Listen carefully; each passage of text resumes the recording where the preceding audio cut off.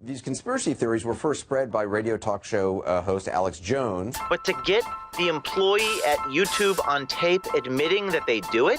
I mean, you must be a threat if they call you out by name. It's fun. Alex Jones. Alex Jones. Name Alex Jones. Alex Jones. Alex Jones. Alex Jones. Alex Jones. Alex Jones. Alex Jones. Alex Jones. Alex Jones. Alex Jones is a lunatic. Because we know that these are legitimate news organizations. And if at that point somebody decides they're going to scroll past that and go find Alex Jones, well, they were looking for him to begin with anyway. That man's a threat to this country. There's a guy on the radio. His name is Alex Jones. Alex Jones. There's a lot of controversy around this network about Alex Jones, for example. It's time to stop submitting to this tyranny. It's time to realize that we're being enslaved. I heard that on Alex Jones. InfoWars went even further. InfoWars, it's a radio show hosted by Alex Jones. We are in an information war, and we are losing that war. Nobody can dispute the fact that you're a rapist. Infowars.com. Infowars comes to mind. InfoWars. Right now, the war is the info war. You watch Infowars? I got a chant going. Looking at widely reported information from InfoWars. InfoWars? InfoWars. InfoWars. Infowars.com. I want freedom. That's what I want, and that's what you should want. Hello, this is Hank Hill, and I'm telling you what, you need to listen to Alex Jones. If you are receiving this transmission, you are the resistance. Well, job expectations trump even what they previously were. Record unemployment. Record employment. We've got just all the stuff that's happening with the economy. We've got all the criminal investigations of the Clintons and other crime families just exploding with evidence. And my head is, again, just spinning here, trying to know where to start. Look at this report. Bombshell. Roy Moore accuser Beverly Nelson admits she forged the yearbook. And that's because they knew, ladies and gentlemen, that they were going to be able to test the ink. And Moore has been accusing it and now is moving forward to sue her and others, saying it is totally and completely made up. Remember, like a month ago, Allred wouldn't even say if she thought the yearbook was real or not? This is really getting crazy. So that is a major touchdown in the credibility column of Roy Moore. And another big credibility win for him is the fact that, we're going to play this clip in a moment, Roy Moore, Putin may be right. Maybe he's more akin to me than I know, said Roy Moore. Because this is the new litmus test that they engage in, that if you don't hate the Russians, or if you don't hate Vladimir Putin, if you don't think they're the #1 enemy in the world, when it's actually the globalists that have hijacked our country, they're the main enemy, then you must be a Ruski agent. But I've watched Russian television, not just RT, but Russian news clips online with subtitles, where they have official state-run youth meetings where they educate people that Hollywood wants to break your family up, and Hollywood doesn't want you to have children, and it's a eugenics plan to break your family up to make sure that cultures collapse, and this is part of a larger plan to deindustrialize and destabilize nation states, and that Russia was under this for 70-plus years under communism. And that's actually true. So there's still stay-behind networks and globalist organizations and communist groups and atheist groups in Russia. But the globalists hate Russia because it's woken up to the globalists and the New World Order, because it's on the receiving end of it for a very, very, very long, long time. And so it's really a litmus test. I mean, Russia's trying to get people to have children. They're trying to get back and have families. They've already gotten to enjoy political correctness and all the things that it brings with it for, again, more like 80 years. And so they're trying to reform themselves. So here is Judge Roy Moore. He said that Russia was the focus of evil in the modern world. You could say that very well about America, couldn't you? Do you think? Well, we promote a lot of bad things, you know? Like? Same-sex marriage. That's the very argument that Vladimir Putin makes. Well, then maybe Putin is right. Maybe he's more kin to me than I know. So what's really going on here?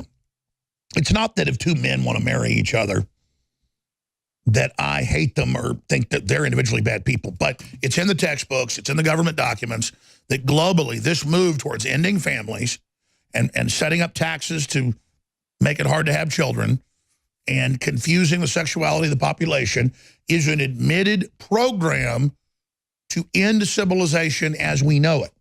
My film, Endgame, breaks that down.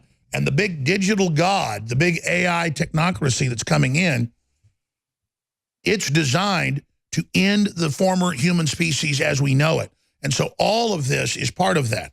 And now they're pushing, you know, that young people, be rebellious. Don't be with a man or woman. Be with a robot. I mean, that's all this is losing our humanity. We'll be right back. Ladies and gentlemen, I'm Alex Jones. It's going to be a jam-packed transmission today. Hey, wait a minute. I don't want to violate anti-speech laws, anti-hate laws. We're not allowed to air Bing Crosby. I mean, I remember 10 years ago hearing the politically correct crowd didn't like it, and I thought it was a joke. But now colleges and dormitories and restaurants and corporations have self-censored and don't let this song air, along with hundreds and hundreds of others that are seen as insensitive and bad. Not just the word white or white Christmas, meaning snow, but also Christmas, period. More and more companies, more and more shopping malls, more and more event centers are only playing holiday music because hearing the word Christmas might hurt somebody's feelings. I remember just 5 years ago hearing that they wanted to ban the use of the word mother and father on school entrance forms, and now they've done it. Yes, ladies and gentlemen, this is the biological assault on men and women. It's the biological assault on culture. It is a scientific assault on anything traditional because culture and society is being overwritten by the technocracy. And everything must be laid waste and dumbed down before the technocracy can come in. And everything this artificial reality superimposes onto us dehumanizes us and makes us die younger. That's because it's poison. Before I get into the masses of news on the entire Russiagate narrative collapsing and the fact that now we know what we already knew, that the Clintons were directing stay-behind networks in the FBI and Justice Department to criminally launch fraudulent investigations based on lies and manufactured dossiers. And before we get into what's happening with the economy and moves to impeach the president, one such move that failed in a House vote yesterday, before we get into all of this and the 46 earthquakes that have shaken California over the past 24 hours, along with the worst fires in the state's history, biblical is the word, before we get into the latest bombshell, that word gets overused, that term, but let me tell you, the story up on Infowars.com, Newswars.com, Breitbart.com, bombshell, Roy Moore accuser Beverly Nelson admits she forged the yearbook.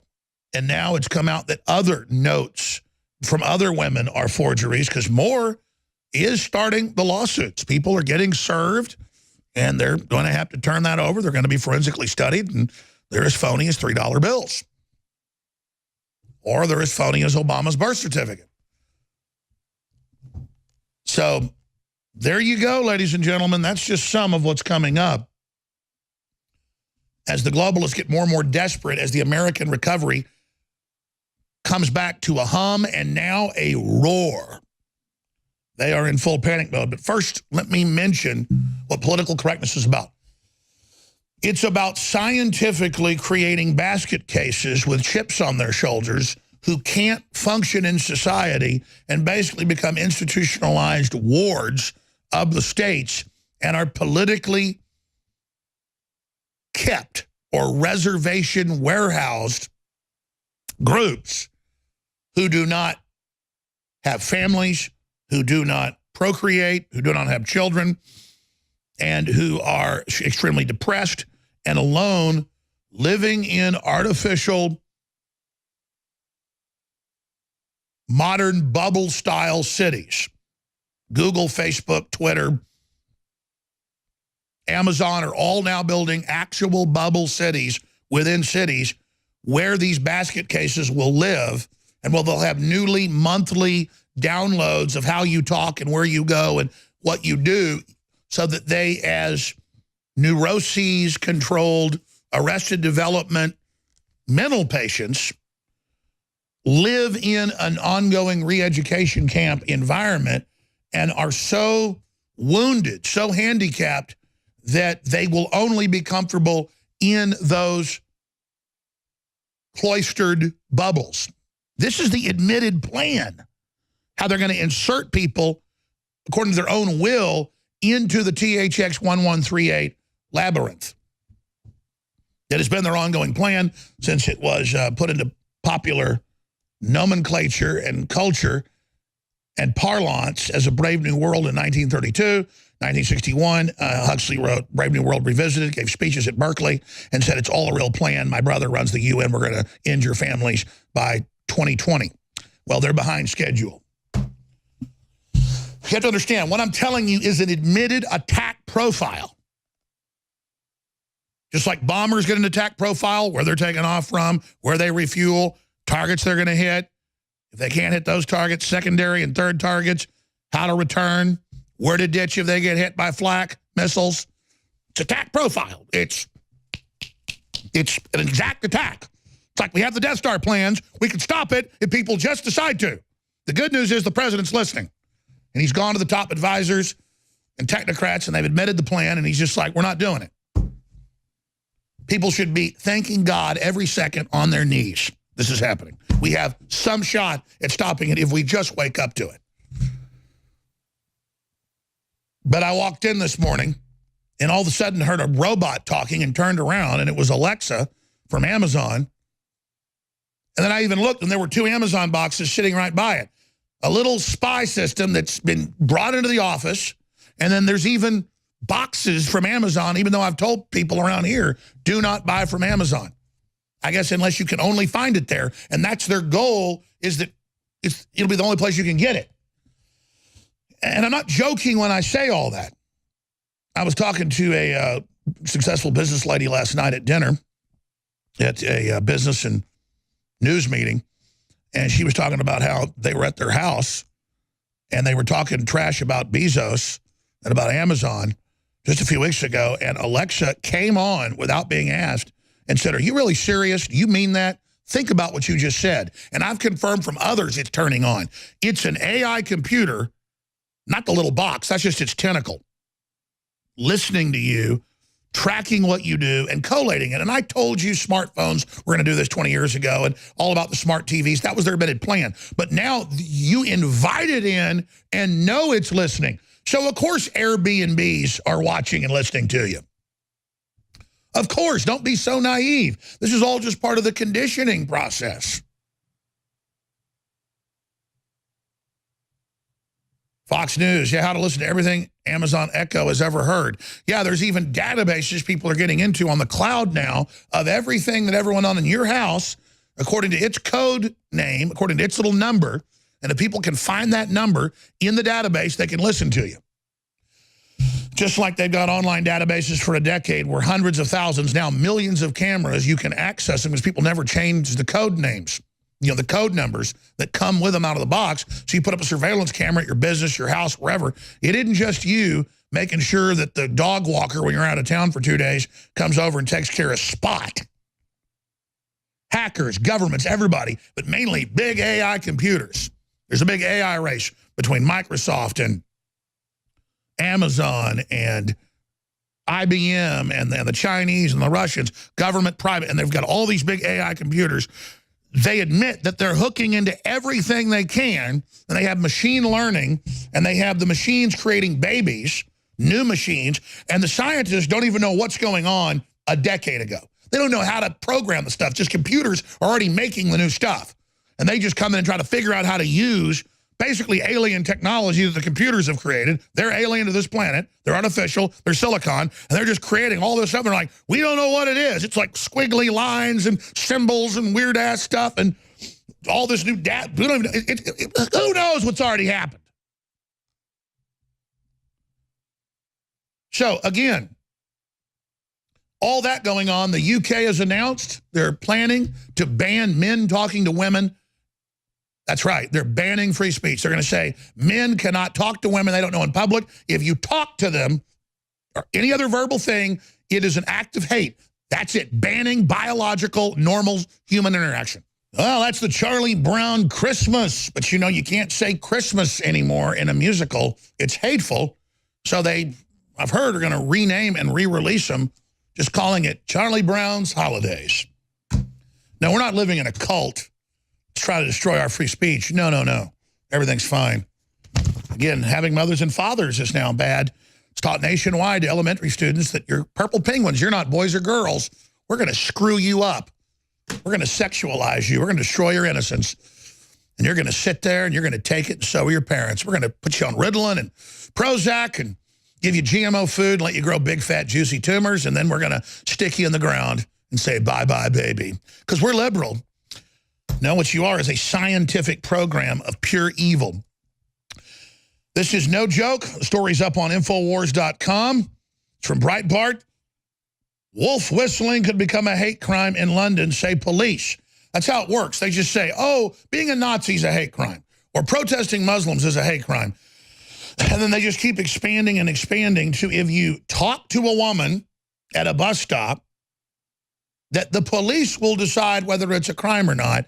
So again, they don't say, oh, we're going to ban your speech. They say, oh, we're going to ban wolf whistling. We're going to ban wolf whistling. But then when you actually read what the police say, it's unwanted comments or speaking to a woman. Notice it's to a woman. Oh, is it to a man too?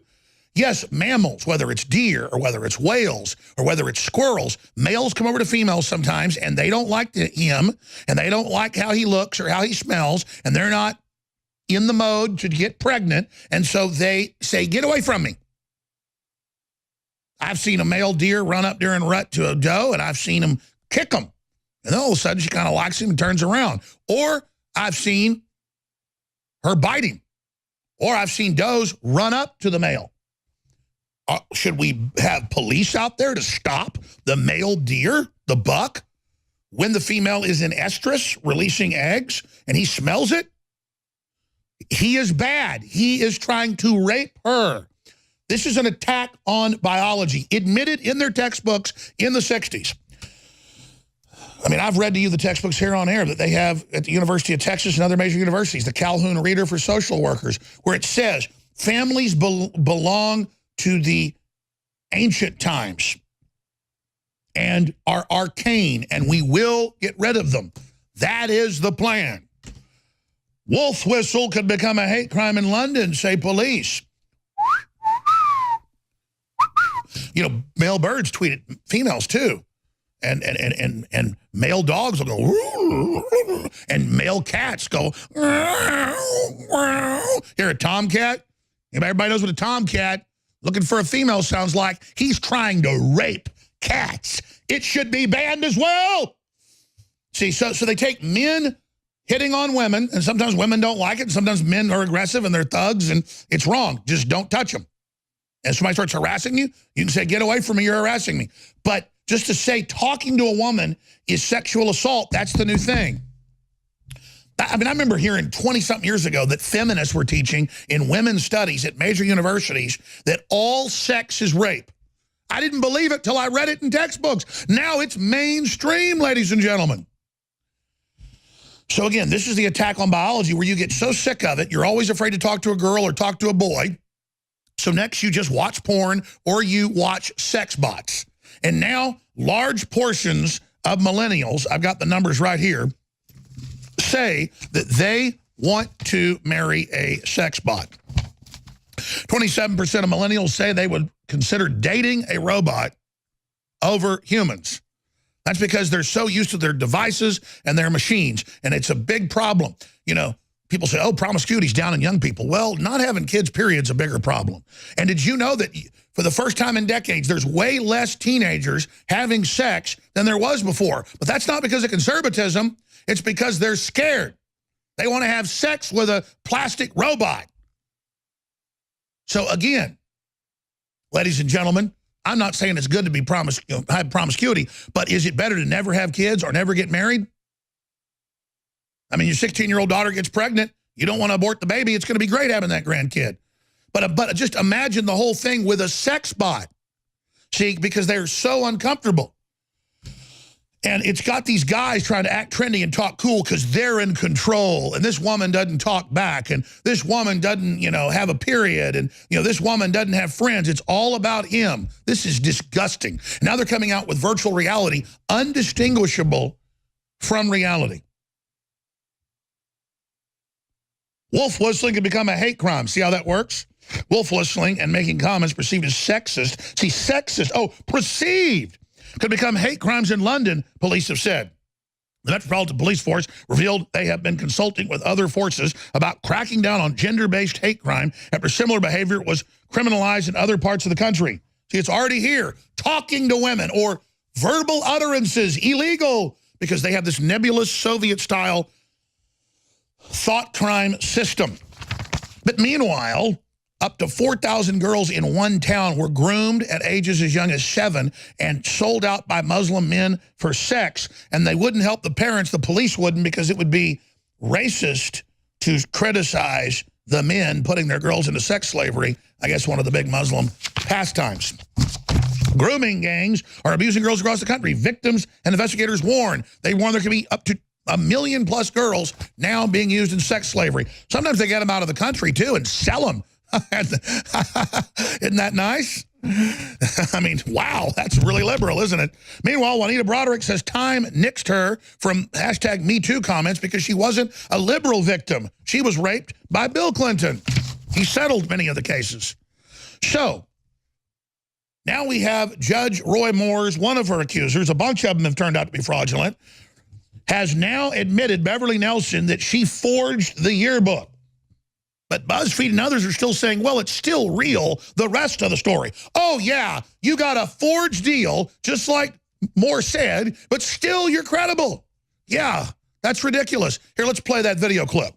This morning, Beverly Young Nelson sitting down exclusively with GMA. She was 16 when she says Moore groped her and tried to force a sex act on her in his car. He was trying to pull me toward in between his legs. It was terrible. And I was bound and determined that I was not going to be raped by him. You know, I was terrified. But the next thing I know, I'm on the concrete. These allegations are completely false. They're malicious. Specifically, I do not know any of these women, nor have I ever engaged in sexual misconduct with any woman. Moore's supporters have called Nelson a liar, even compared her to a criminal since she first spoke out about 3 weeks ago. That really hurt me. You know, God knows, and Roy knows, and I know what happened. Young's proof that she knew Moore? Her yearbook with this inscription. But Moore and his supporters have called into question that inscription, noting the writing under the signature appears to be different. Let's look at Beverly Nelson. Everybody knows her yearbook is a forgery. Nelson says she did make notes to the inscription, but the message was all Roy Moore. Beverly, he signed your yearbook. He did sign it. And you made some notes underneath. Yes. Nelson says this is not about politics. She voted for Donald Trump, but can't understand the decision. We'll be back, folks. We'll be back with a conclusion. Coming up at the bottom of the next hour, he'll be with us for about an hour and a half in studio, Ted Malloch, who's been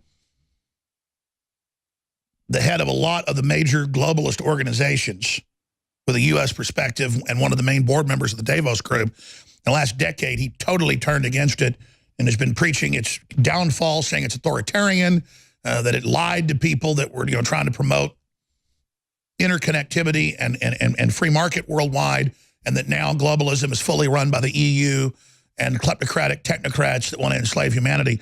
He knows where the bodies are buried, folks. He's been everywhere. He knows them all.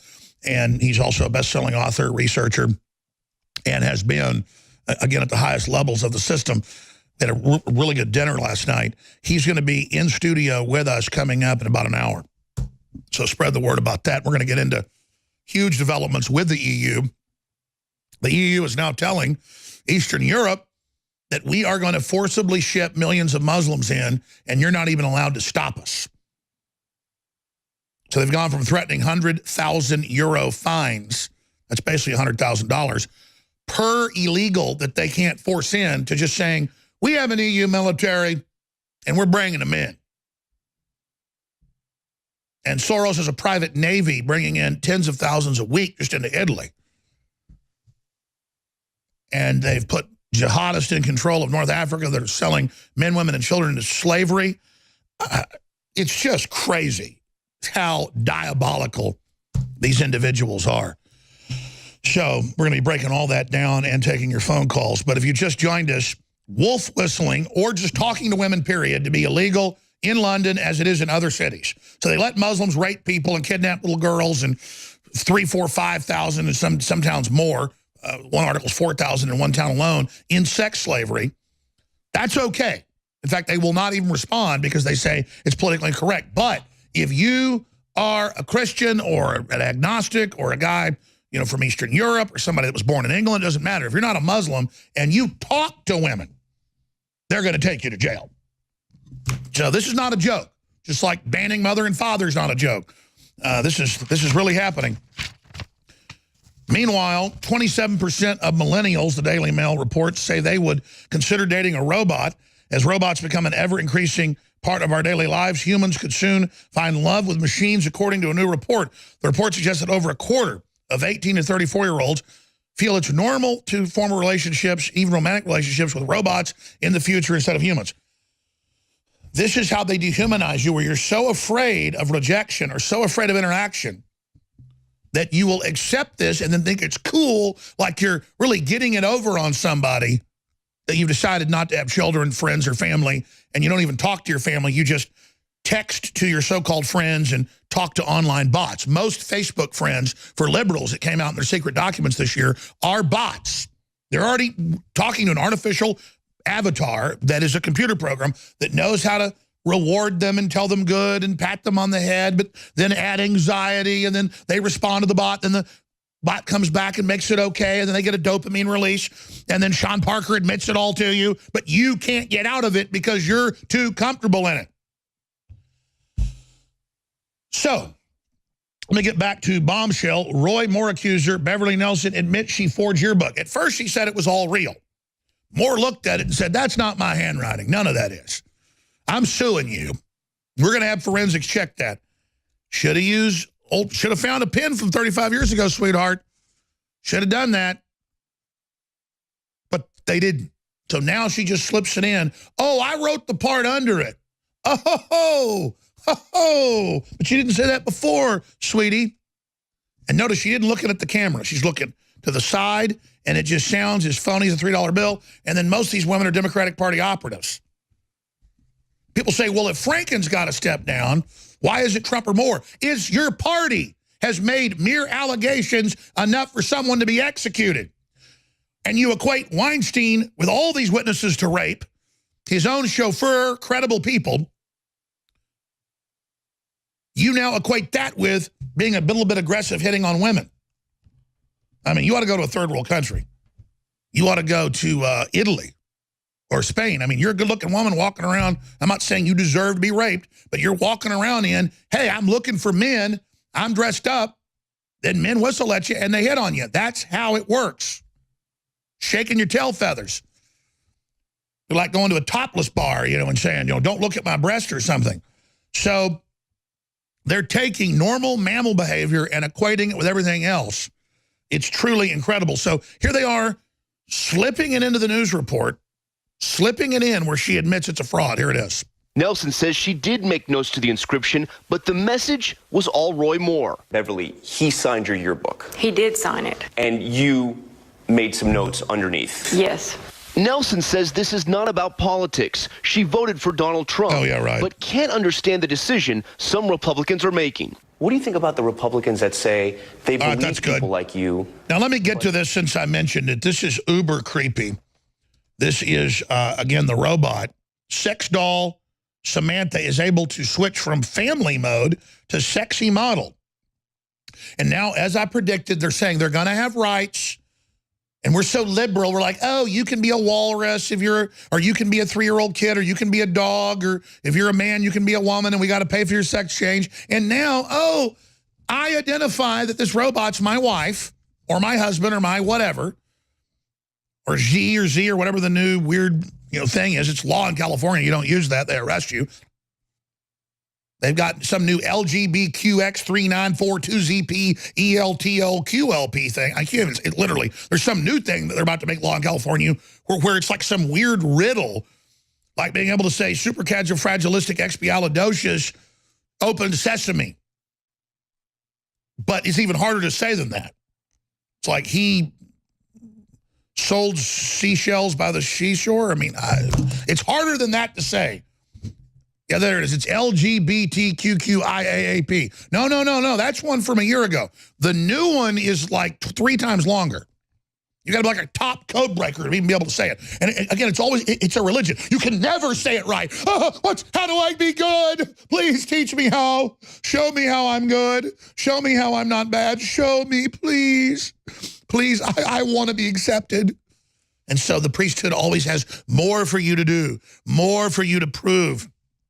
But don't worry, just have a robot and then agree it's got rights, and then the big corporations that pump these out that admittedly are listening to you and watching you through them laugh at you because you've got the VR goggles on while they walk above you like regular men. Why be LGBT when you can be LGBTIQCAPGNGFNBA? Yeah, that's still not the new one. There's a new one that's even longer. I'm DCEPL3ETEESA45WO59TZ. I mean, just total mental illness. And they just see how much weirder can they get it? How much crazier can they get it? What will these idiots put up with? And they're just pumping atrazine into the water, and the genitals are shriveling up and are getting smaller and smaller, and 90% infertility rates, and they're just, nothing's going on. Tell me about gay frogs. Tell me, Alex. Tell me, Owen Schroyer. Tell me what the chemical is. Tell me what makes the frogs gay. Atrazine. Oh, okay. Well, so let's go out to break with the robot here. Let's play part of the creepy robot. Here it is. I'm on for you, always, all the time. Oh, my gosh. I love this. Nice and gentle. Now then, what's next?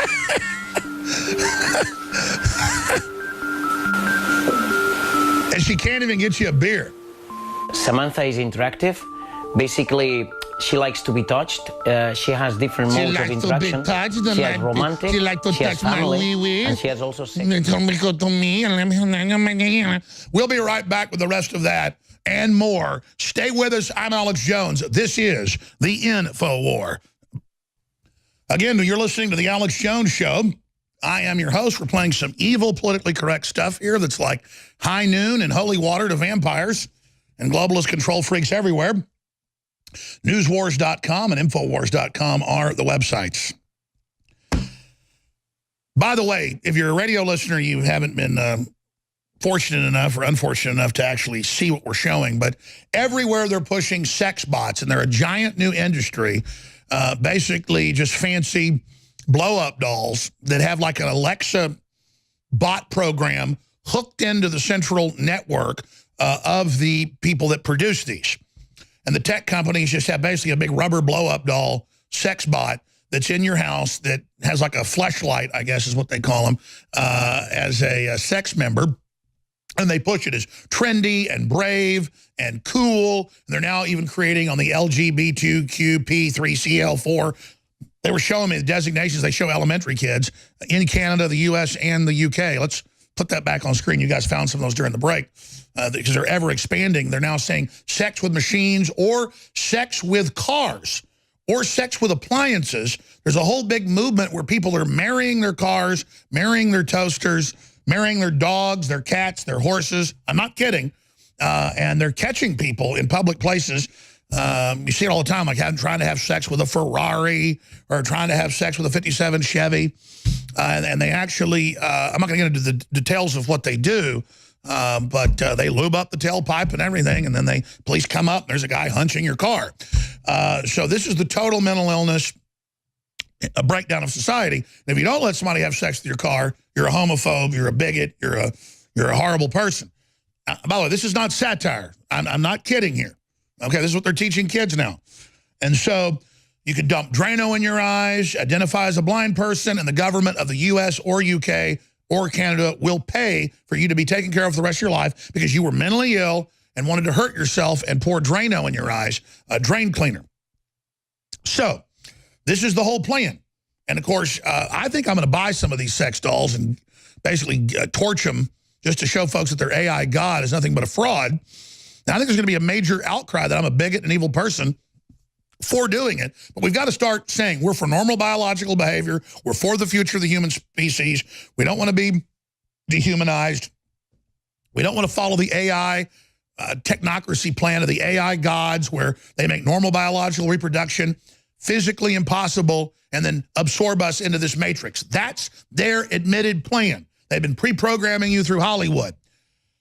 And we've got to come together as humans and have like a human union, a pro-human movement where we buy stuff made by humans, we buy things that are good for humans, we buy things that are against the technocracy that is anti-human and believes it's going to become AI gods, these insane Luciferian scumbags. We've got to decide which side we're on. And that's really the big demarcation line that I've been warning you about for 2+ decades that's now suddenly everywhere. I tuned into 2 different talk radio shows last night, driving to a business meeting and driving back. And on 2 different shows, they were talking about the AI gods and the takeover and how they're going to make it impossible to reproduce and then force you to waive your rights into this big collective and make things so ugly that you then want to enter virtual reality. And then you can't have children normally, so they create these new humanoids. And that's what's next. Animals have rights, humans have rights. For at least 40 years, they've got human-animal chimeras because they have no rights because they're alien to the planet. They're new, and they keep it very quiet, sequestered like the Manhattan Project, but it's probably about 200 times bigger.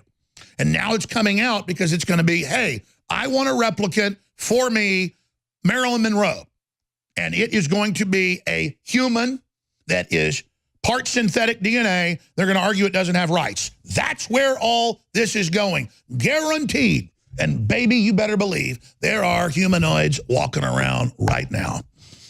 They are humanoids. They at least 20 years. They have been bringing them to term. They're out there. They're walking around. And I'm just going to leave it at that. The media is going to attack me, but they're walking around. And by the way, you're being biologically changed with the GMO by design is really like a vaccine.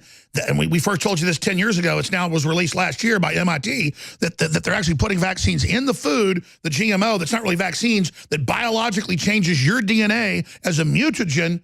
And it gives most people cancer, but they believe that they're going to have mutagenic developments in us as test tubes to then see what ends up coming out of it to give them the Lazarus gene.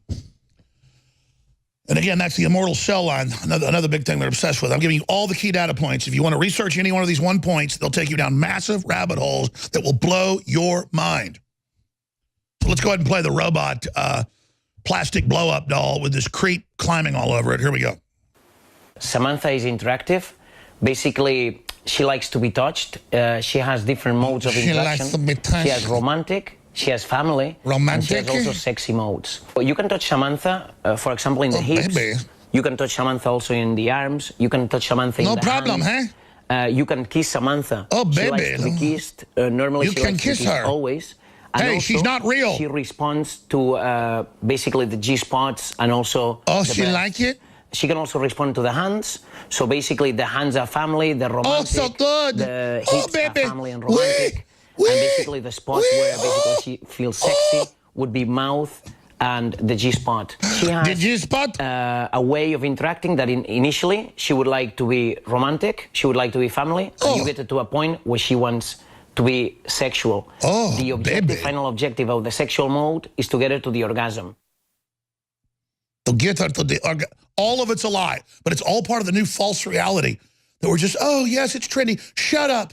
Shut up. You just don't know how cool it is. I'll tell you what's cool. I was walking around the woods this morning with the frost and snow on the ground here in Austin and seeing the moon come up behind the hills and to walk around for 2 hours from the time the sun came up at 6:30 in the morning until about 9 o'clock, I guess longer than 2 hours. I came back to the house for a while, went back out, but it was just so gorgeous, so real, so transcendent, and you'll never be able to duplicate reality. And this is the great fight for our consciousness by design right now. We're going to order a few of these, though, so we can, again, just point out how pathetic it all is. But I would say we should order the used one, the floor model. Okay, there's a lot of jokes in this. It's so ridiculous. Just briefly, ladies and gentlemen, why on earth would you fight the crowds? Why would you fight the traffic to go out and get a bunch of slop when you can go get 50% off super high quality, fortified with iodine and colloidal silver, fluoride-free toothpaste for children and adults, and our great mouthwash. 50% off right now. That special will have to end on Sunday because we're running low on the toothpaste. Also, DNA Force sold out for months. 33% off our flagship product. So incredible. Find out about what that does for your telomeres, your mitochondria. It really is amazing. It's known to regrow nerves. So sometimes it'll bring pain back into areas where the nerves had gone dead. That's in major studies. So this isn't a joke. We've got 1,000 plus reviews, 4.8 stars, 96% review, DNA Force, 33% off. That's going to have to end. Also, Vitamin Mineral Fusion, 50% off. That is going to have to end. And you can order all this, and it gets to you in 3-4 days. Okay? You can order up until the 19th and be guaranteed to get it anywhere in the United States. So why fight the crowds? Get your Christmas shopping done right now. Give yourself the gift of healthy stuff. Give some Vitamin Mineral Fusion, to your nephews or nieces or to your grandma, especially old folks. They have absorption problems for multivitamins and multi-minerals and amino acid formulas. When it's pills, this is much more absorbable, and it's got the enzymes and things in it, so they absorb more of it. So many old folks have vitamin and mineral deficiencies. A lot of kids have it because they're not eating healthy stuff. Vitamin Mineral Fusion is amazing. 50% off the already very affordable price. InfoWarsLife.com or 888-253-3139. And what I know is going to end up being the best seller ever, but it's super strong. Alpha Power for men and women, but it's targeted for men. Stamina, libido, brain function, cholesterol. I mean, you can actually say all this because of all the studies that are out there and authorized. The LJ100, just look into what that is. Boosts sports performance, increases physical and mental energy, helps maintain higher levels of what's supposed to be healthy testosterone that's low in most men. And this is the real deal. Boost healthy alpha pheromones. Improves sleep quality because you're more robust during the day, but sleep better at night. Encourages prostate health.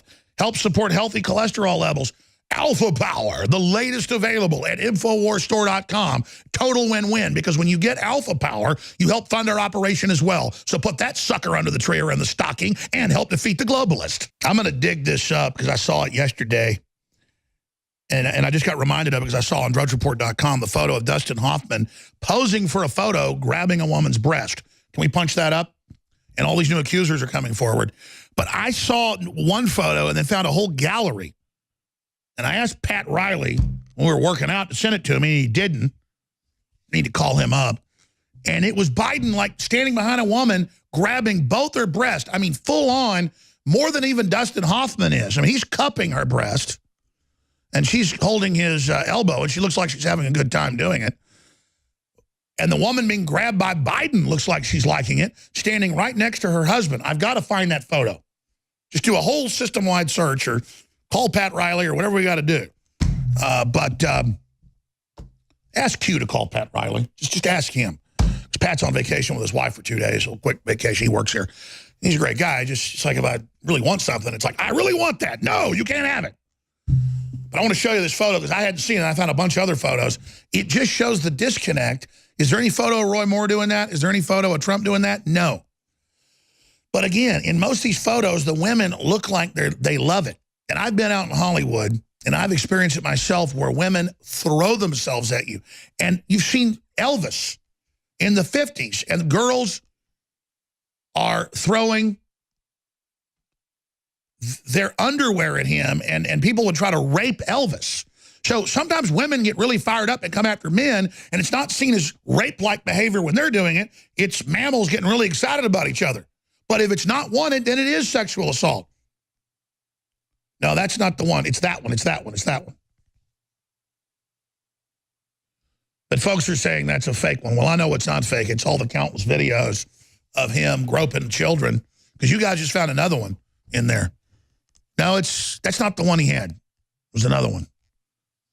The point is we could run hours of video of Biden groping little kids. And so I know that stuff off C-SPAN isn't fake. That's the problem with fakes, though. They put fakes out to then discredit real research that we're doing. The point is that it's mainly Democrats they're reporting that are part of this big slush fund.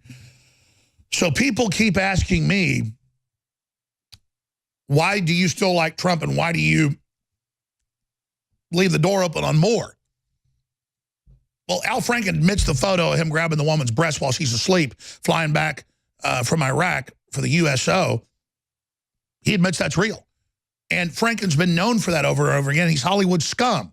So they're the ones that have the history. They're the ones bombarding our kids with sexual messages. They're the ones trying to sexualize everything. Not Roy Moore and not Donald Trump. And so Donald Trump never had any of these accusers until he ran for president. Here we have a Psycho Joe clip. I think it's important. Let's play this. Pulling together some opinion pieces in response to this, I just have an incredibly uneasy feeling about this entire story, to be very honest, and tried to say that once yesterday, and it was as if a bomb went off. And by the way, so for people out there, I know there are a lot of little right-wingers who are like 14 or 15 years old. No, hold on. And you have a blog post, you're like, oh, Mika's just saying this because she's a Democrat? No. I understand you're like, you go out and you play T-ball, then you come back in, then you do your blog post, and you have no sense of history. Mika Brzezinski, in 1999 and 2000, when everybody else in the Democratic Party was defending Bill Clinton, Mika has consistently said that Democrats were hypocrites. She's been saying it for 17 years. All right? So why don't you go back and, get your juicy juice and go back in your basement and play with your Legos? Or will we fall down and hit our head? A little history before you start talking about how Mika... Will our brains get knocked out? Will we be found dead? And then the autopsy will get sealed by the police? I mean, what happens if we don't go drink our juicy juices? As you sit there and talk down to us like we're little kids. Oh, Mika, you're so wonderful with no viewers. Oh, Scarborough with your big Bozo the Clown Mars Attacks haircut. He may be actually an alien, and he just rips that hair off. There's a big gray alien head. I'm Alex Jones, your host. We are broadcasting worldwide from the ATX, Austin, Texas. I'm coming to you from the geographical heart of, I think, the greatest state in our wonderful union. But no matter where you are, across the fruited plain or Alaska or Hawaii or anywhere else in the world listening, Merry, Merry Christmas to everybody out there. And I hope we all have a safe and happy and successful New Year. We've got Dr. Jerome Corsi, our Washington, D.C. main correspondent, joining us here in just a moment. We've got his articles up on Infowars.com and on Newswars.com. And I've got to say, Dr. Corsi, I'm really proud of him, has been leading the way on the Judge Roy Moore news, on Google, Facebook, and Twitter, and their monopoly behavior, on Fannie Mae and Freddie Mac being looted for Obamacare, and on, most importantly, the DOJ being run by Hillary stay-behinds, Hillary Clinton Foundation stay-behinds, and now it's unraveling with a senior Justice Department official who was involved in the whole FISA court situation having to step down. We now know this other FBI agent who was very senior.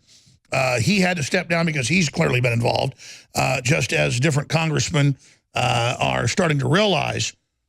So this is a very, very exciting time to see the wheels coming off, and the Democratic Party stay-behind network that refused to leave the executive branch and that has been there trying to sabotage the recovery, to see that failing, to see the Russian narrative failing. Now they're saying, oh, our great proof is an email handed over with all the emails, the entire Trump organization, of someone in September of last year, less than a month before the election, or a month and a half before the election, sending us links to WikiLeaks with the keys to get into it. We were sent that hundreds of times. Everybody was.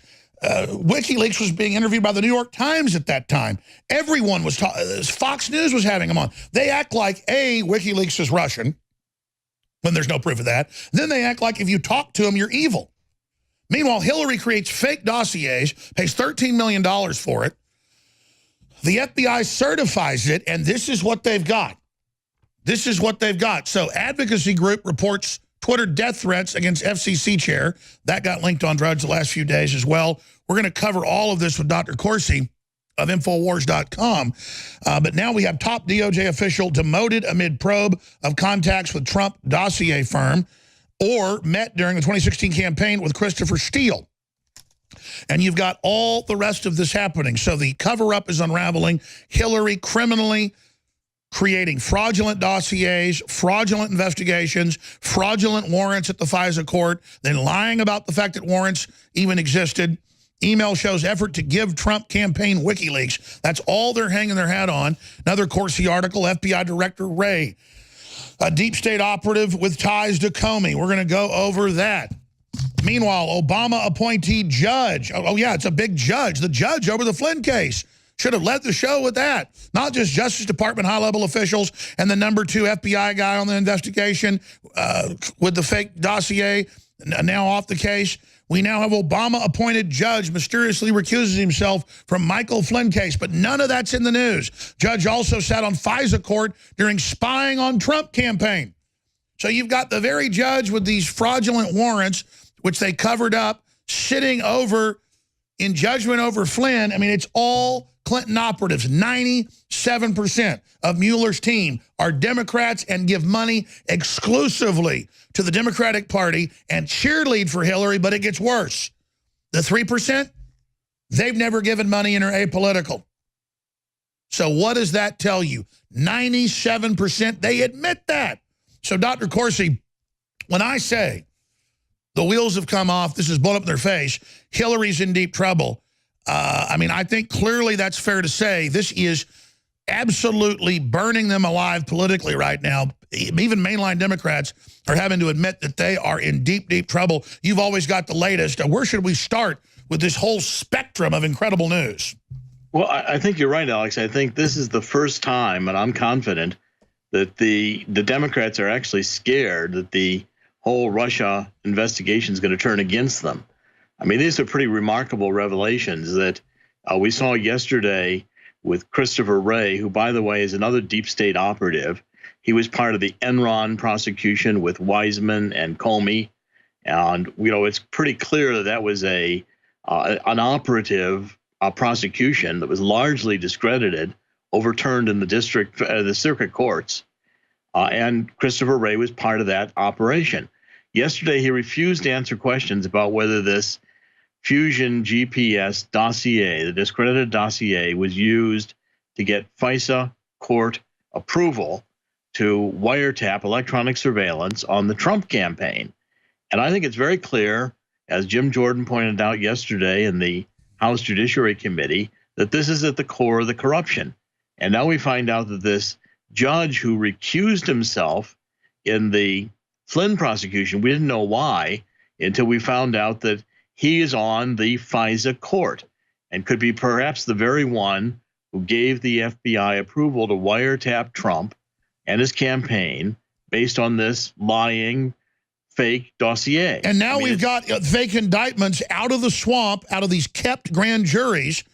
And the word is Mueller's looking at an indictment, maybe even of Trump, by Christmas. Are they crazy enough to try to pull this off when in front of God country and the whole world naked as jaybirds, they're all one big crew engaged in massive fraud openly? I don't think it's going to happen. I think Trump is clearly gunning to impeach Trump. I don't have any doubt about that. And he's a clear operative with a long history of defending the Clintons in the Justice Department and the FBI.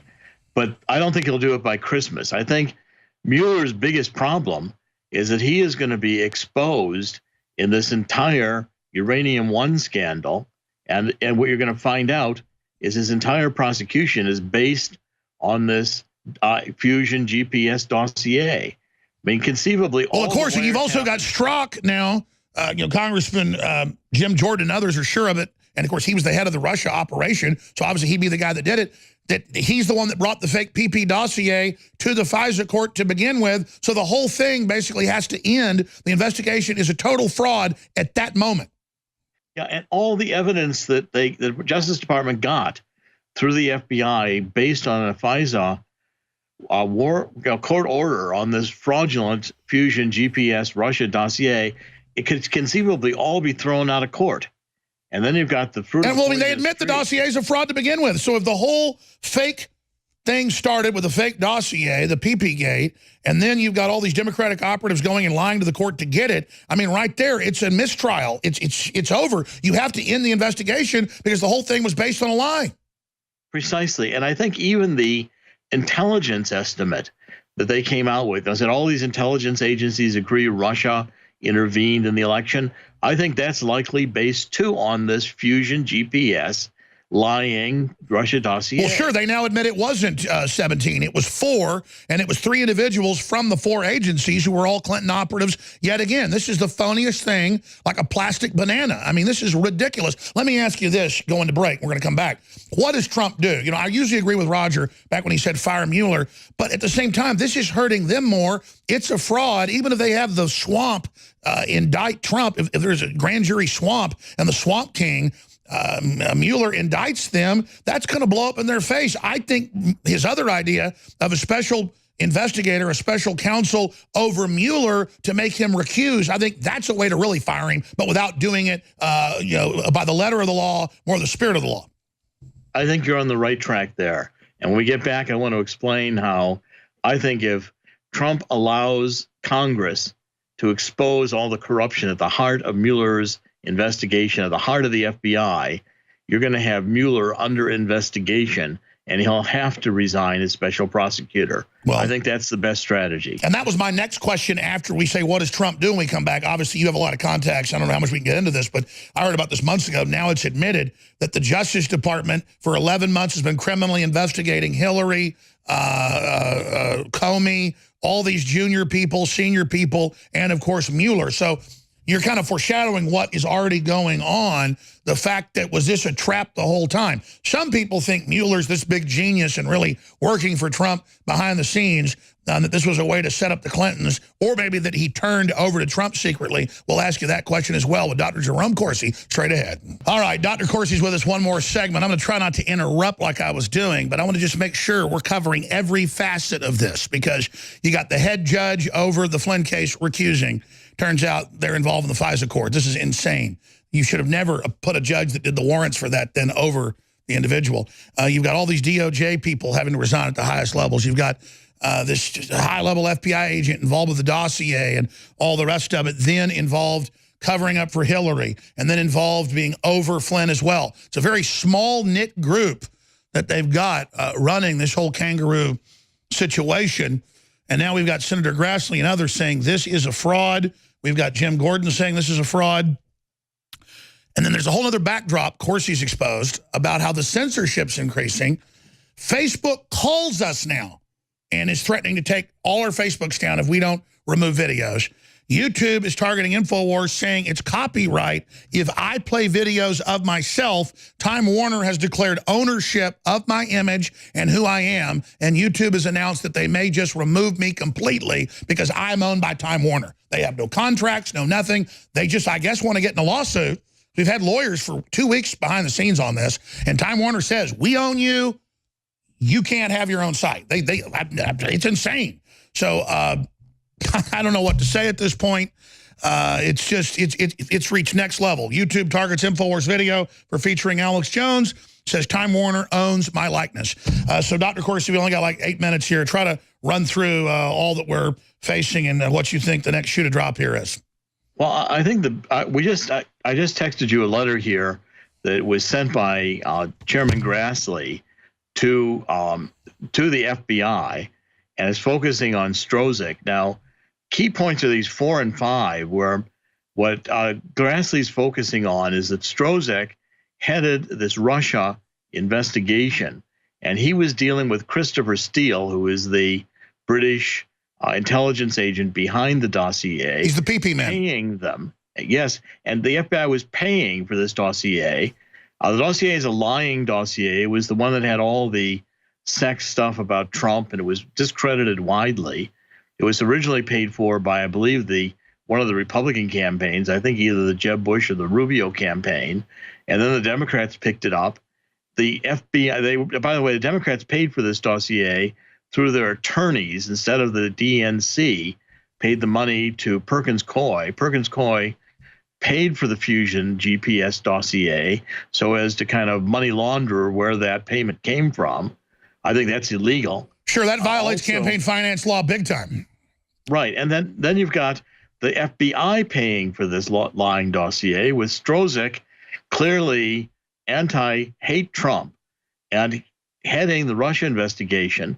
And then the next point, Grassley wants to know of any information where the FBI, through Strzok, was relying upon, referring to information in Steele's lying dossier to get FISA warrants, other search warrants, or any judicial process. I think what you're going to find is this lying Fusion GPS is the origin of the entire Russian collusion. Sure, that's what scam. Congressman Jim Jordan's saying as well. They're acting really scared, and members of the committee that have seen classified info have said, get ready, more is about to come out. Any intel from your sources up there about what more may be getting ready to come out? And the big enchilada that we mentioned before the break, what about the criminal investigation we now know that the Inspector General has been doing for 11 months of Hillary and Mueller and all the rest of these people in their investigation? I'm hopeful the Inspector General is going to be honest. And I think so far, the information we have on Strzok came from the Inspector General. That was hidden, that Strzok had been fired by Mueller, had been hidden since summer. That FBI investigation could demand that Sessions, and I can't figure out what's wrong with Sessions. I mean, he must be under some kind of compromise, but you know, this is all going to turn through the summer against the Democrats and the investigation. I think it's already turning, and I think they know that. Yes. And we're going to find out more. There's going to be a whole list. You saw when, you know, also, one of the congressmen yesterday read a list of people in the FBI to Ray and was asking, that was Louis Gomer, who said, how about this agent? How about this agent? Well, the Congress has got the information on just about every one of the investigators in Mueller's campaign being compromised as either pro-Hillary or hate Yes, Trump. And why are they holding back? So they can kind of Chinese water torture, drip, drip, drip, and not shoot the wad at once? Well, I think you're going to have a little, they're going to let it come out through these hearings like they did yesterday. That was the first shoe to drop. And I also published today that Christopher Wray is an operative. He goes back in the deep state FBI with exactly. Wiseman, so why in the world was he? Why did Trump move him as the nominee for the FBI head? I think Trump has been, you know, ill-advised by. It got to wise up to Washington. The people who are being advised to appoint are really Clinton operatives in many and clearly Christopher Wray is a Clinton operative. I agree. And here you're going to see Grassley and the other hearings. You're going to see the Senate Intelligence Committee, both judiciary committees. They're going to expose not only Strzok, but deep into the FBI, where this Fusion GPS paid for, known it was not reliable, is the basis of the Russian collusion. But now, Doctor, just interrupt here. Now that we have Orr, senior member of the Justice Department, resigning, the judge resigning over the case of Flynn, all the Strzok in big trouble and so much more, couldn't Mueller or any of these guys just flip back to America and just stop it and admit it's a fraud as the Clintons lose power and as their Saudi money was cut off by Trump? I mean, can't they realize we've already beaten them? And for the betterment of the country and their own selves, don't they know how to just give up?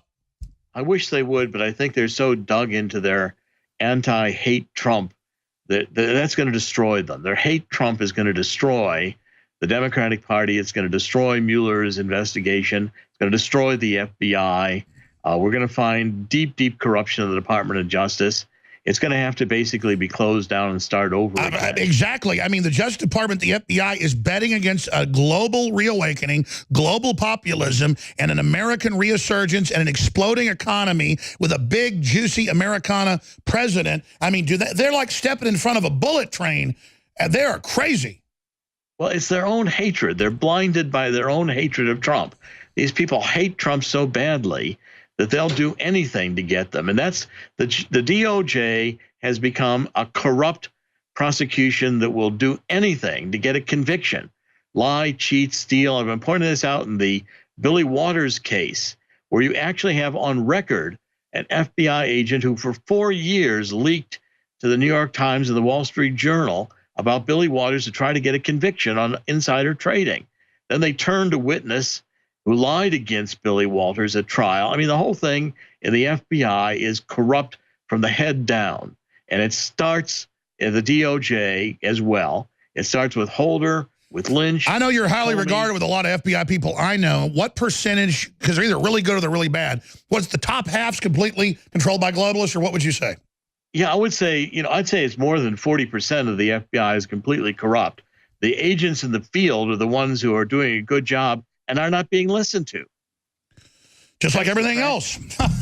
All right, incredible amount of articles at Infowars.com. We don't have any writer as prolific as Dr. Corsi, and he's so on target. What a real national treasure. Thank you, sir. We've got Mr. Malik, a former top globalist. He wasn't ever really a globalist, but he was in the top ranks of them, in studio coming up.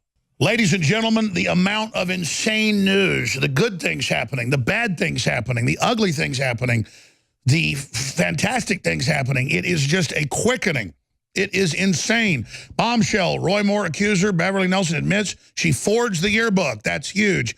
Top DOJ official demoted amid probe of contacts with Trump and the dossier firm. More FBI agents being taken off the case for being Democratic operatives. We have got the FBI director now, caught working for the Clintons as well. The Obama-appointed judge mysteriously recuses himself from Michael Flynn case. Turns out they were the one involved in the FISA court. This is a rigged deal, and the House of Cards is coming down. They tried to impeach Trump. Couldn't hardly get any votes on the House floor yesterday. We're going to play that clip coming up as well. That's just some of the news. Meanwhile, jobs report crushes expectations as hurricane impact fades. Meanwhile, they're just panicking, though the economy is coming back. But I've got the big EU news here. And remember, as goes the EU, so goes a lot of the world. It's globalism's last stand, the unelected private corporate system that is anti-free market, crony capitalist. They said if Hillary loses, we're going to fall apart. And they said now if the euro collapses, which they predicted it would, it's over. There'll be a new chance for real global free trade, real global freedom, and Americana worldwide, not kind of a new Soviet Union meets EU bureaucrats. So I've got a stack of articles here, some of them written by Ted Malik. Here they are. Pathetic. Appeaser Theresa May makes heavy concessions on money, regulatory alignment to the EU. So basically a backroom deal to screw Brexit. 7 days of creation, Trump's first week as president. That's a Theodore Roosevelt Malik article on worldnetdaily.com. RT, United States of Europe. Germany, Schultz wants to consolidate EU, kick out those who disagree. They've got a new EU army. They're threatening the different Eastern European countries with 100,000 euro fines if they don't let illegals in. They're talking about forcibly bringing them in. So those are just some of the insane articles on newswars.com and prisonplanet.com. And again, Ted Malik's a best-selling author. But listen, studying Davos, studying Bilderberg, studying the Aspen Institute, a lot of groups that he helped found and was involved in. I remember reading about Ted Malik 25 years ago, studying key people in globalist organizations. That doesn't mean everybody in them is bad. But about a decade ago, I started seeing him really critical of it, saying the EU is going to fall apart. It's going to go down. It's authoritarian. That he got involved in all this to promote freedom worldwide. And now you've seen Peter Thiel do the same thing. More and more people, Sean Parker, former head of Facebook, come out and say, this is authoritarian, we got to stop it. So kind of the conscience of people that have been inside, I wouldn't say you were one of them, because since I got to read more of your stuff a decade ago, I mean, I realized, how did you get in there then? Talk about yourself. Explain how, you know, a fellow like you from Canada ends up at the very highest levels on the board of directors of some of the top organizations like Davos, kind of Bilderberg Public. What got you to the highest levels of it? And then what made you one of the early people to say it's going down? I mean, a real trailblazer predicting what we're now in the middle phases of. Well, I'm from Philadelphia, not from Canada, but... I forgot. Or you used to live in Canada. I did my PhD in Canada. That's right. I have some Canadian about me, but... I'm from Canada. I think that... No, you're an American. I'm just joking. Academic credentials actually still have some validity in our world. I've got, you know, enough of those for about 10 people. So as a Canadian. Yeah. So when you have those, and at an early age, you start doing things, and I was in the State Department when I was 28. I was running the UN in Europe when I was 35. You know, people keep giving you other opportunities. They like your resume. They like the way you act, the way you think. And, you know, it opens up a lot of opportunities. So, by the way, his book that he inscribed to me is in my car. Will somebody go grab that out of my front seat of my car? Thanks. Go ahead. I want to show that. You're reading it while you drive. You got to at least... No, I already read your book. Davos, Aspen, and Yale. By the way, they're in my office. By the way, you're a good-looking guy there on the cover. Well, that's a few years ago. I think that picture was taken in 1992, so some of us age better than others. But so you grow up in Philadelphia, but you go to school in Canada, come back to the U.S., Yale, you name it. I mean, break down then that process. Yeah, so I actually, it's a statement about career, not ambition, blind ambition, but something students can learn from. If you're a good student, if you work hard, if you're thoughtful, and I had some great mentors along the way who were very conservatives, you know, in both in political philosophy and in economics. You have opportunities, you take them, you work in, you know, different places, even in the private sector. In America, we go in and out of the private sector, so I've done that numerous times.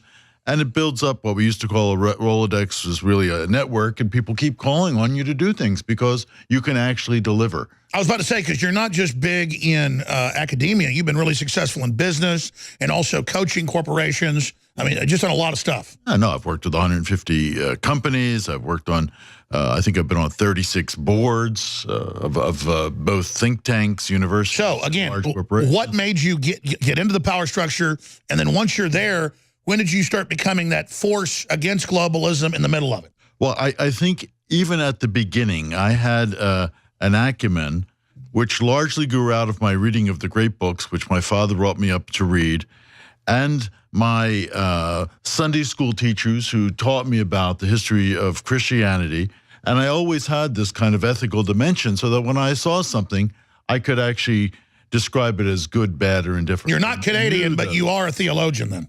Well, I have some degrees in theology, yes, and I have certainly studied theology, and I am a practicing Christian, and that makes some other people, certainly in the secular and in the globalist world, very nervous besides. We talked about it at dinner last night. I mean, there's a lot of Luciferianism in globalism. Oh, yeah. Oh, yeah. So anyway, you're in the inside of this... you don't want me to go there, do you? Yeah, no, it's... Well, we're going to go there a little bit later, next hour, but keep going, sorry. Yeah, so you see a lot of things, you meet a lot of people. Some of them are fine actors, and I've had the ability to be around some very fine political corporate actors. I've worked for some really fine companies, but you also see a lot of really bad stuff. And I've not been afraid to name names. And in this memoir, which I wrote largely for my kids, because they asked me, "What is it that you do, Dad?" They didn't really know. I've been on a lot of airplanes. And I told them the story, and that's the story. And it's an insider's story of how you can be salt and light. It's a powerful book. I learned a lot from it. But so you're inside the situation. From the beginning, they knew you were pro-America, pro-free market. And I guess they kind of sold globalism early on as kind of Americana worldwide. But at what point did you really start to criticize it? And why did they leave you right in the middle of it if you were so critical of it?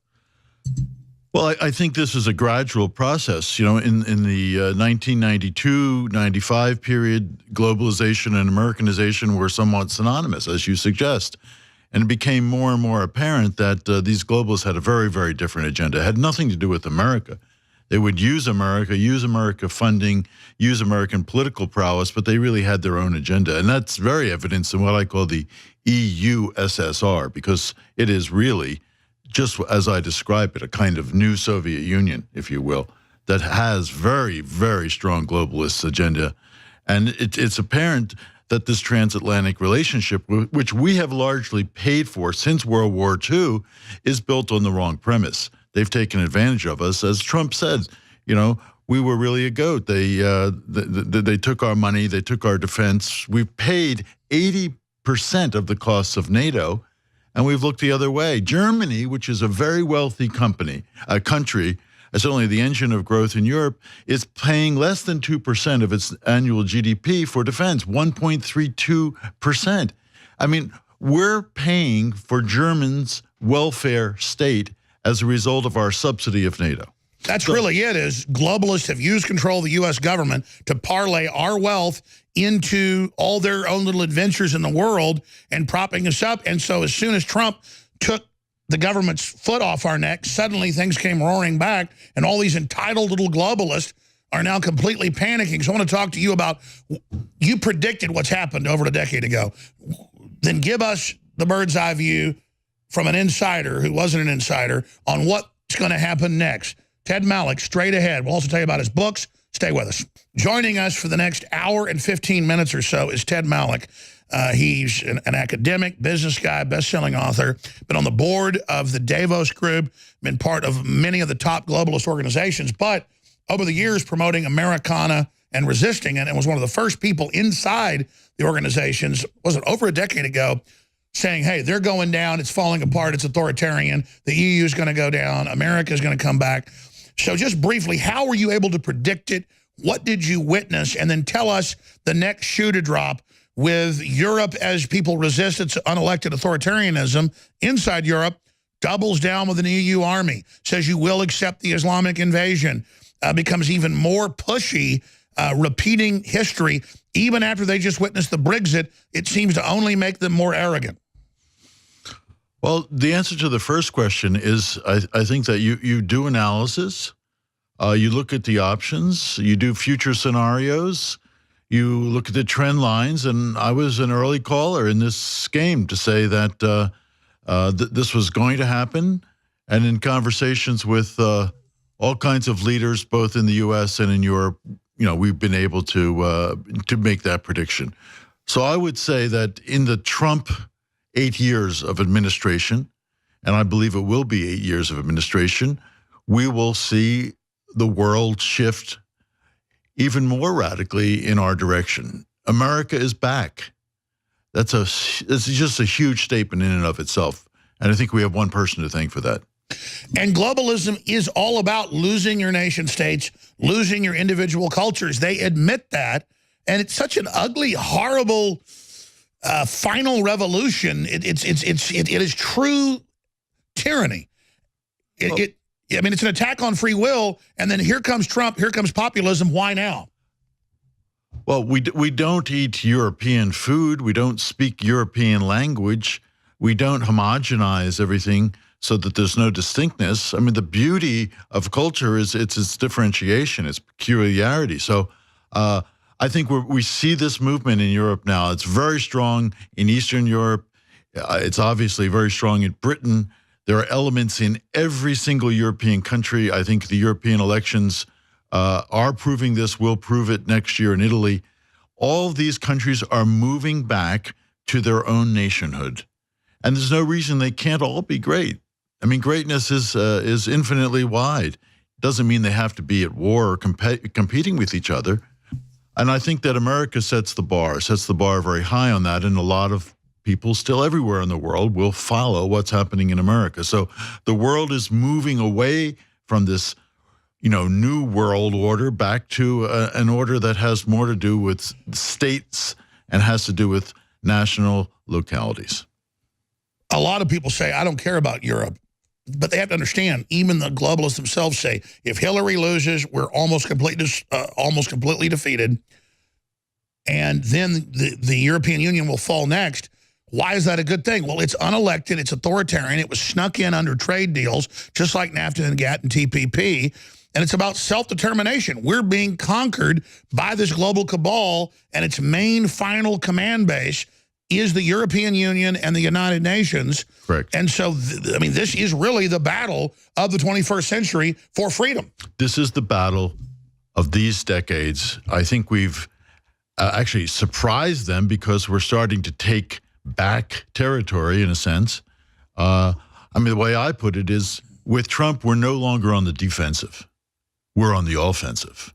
And everything he does week in, actually day in, day out, that's what's so amazing about it. It's not just occurring here and there willy-nilly once in a while. Every day something is happening on Trump's watch. Israel this week, Jerusalem, Middle East, Russia. Border secured, economy coming back. And it's the perfect timing of how he waited and did all this. And then just right at the right time as the stars aligned, historically, boom. It's biblical. It is. So I wrote an article some months ago, actually, time of the election, saying with Trump's election, it'll be like the first 7 days of creation.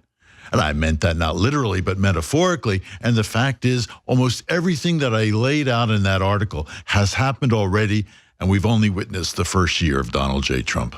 Let's talk about the first 7 days of Trump's creation. In fact, I've got the article right there.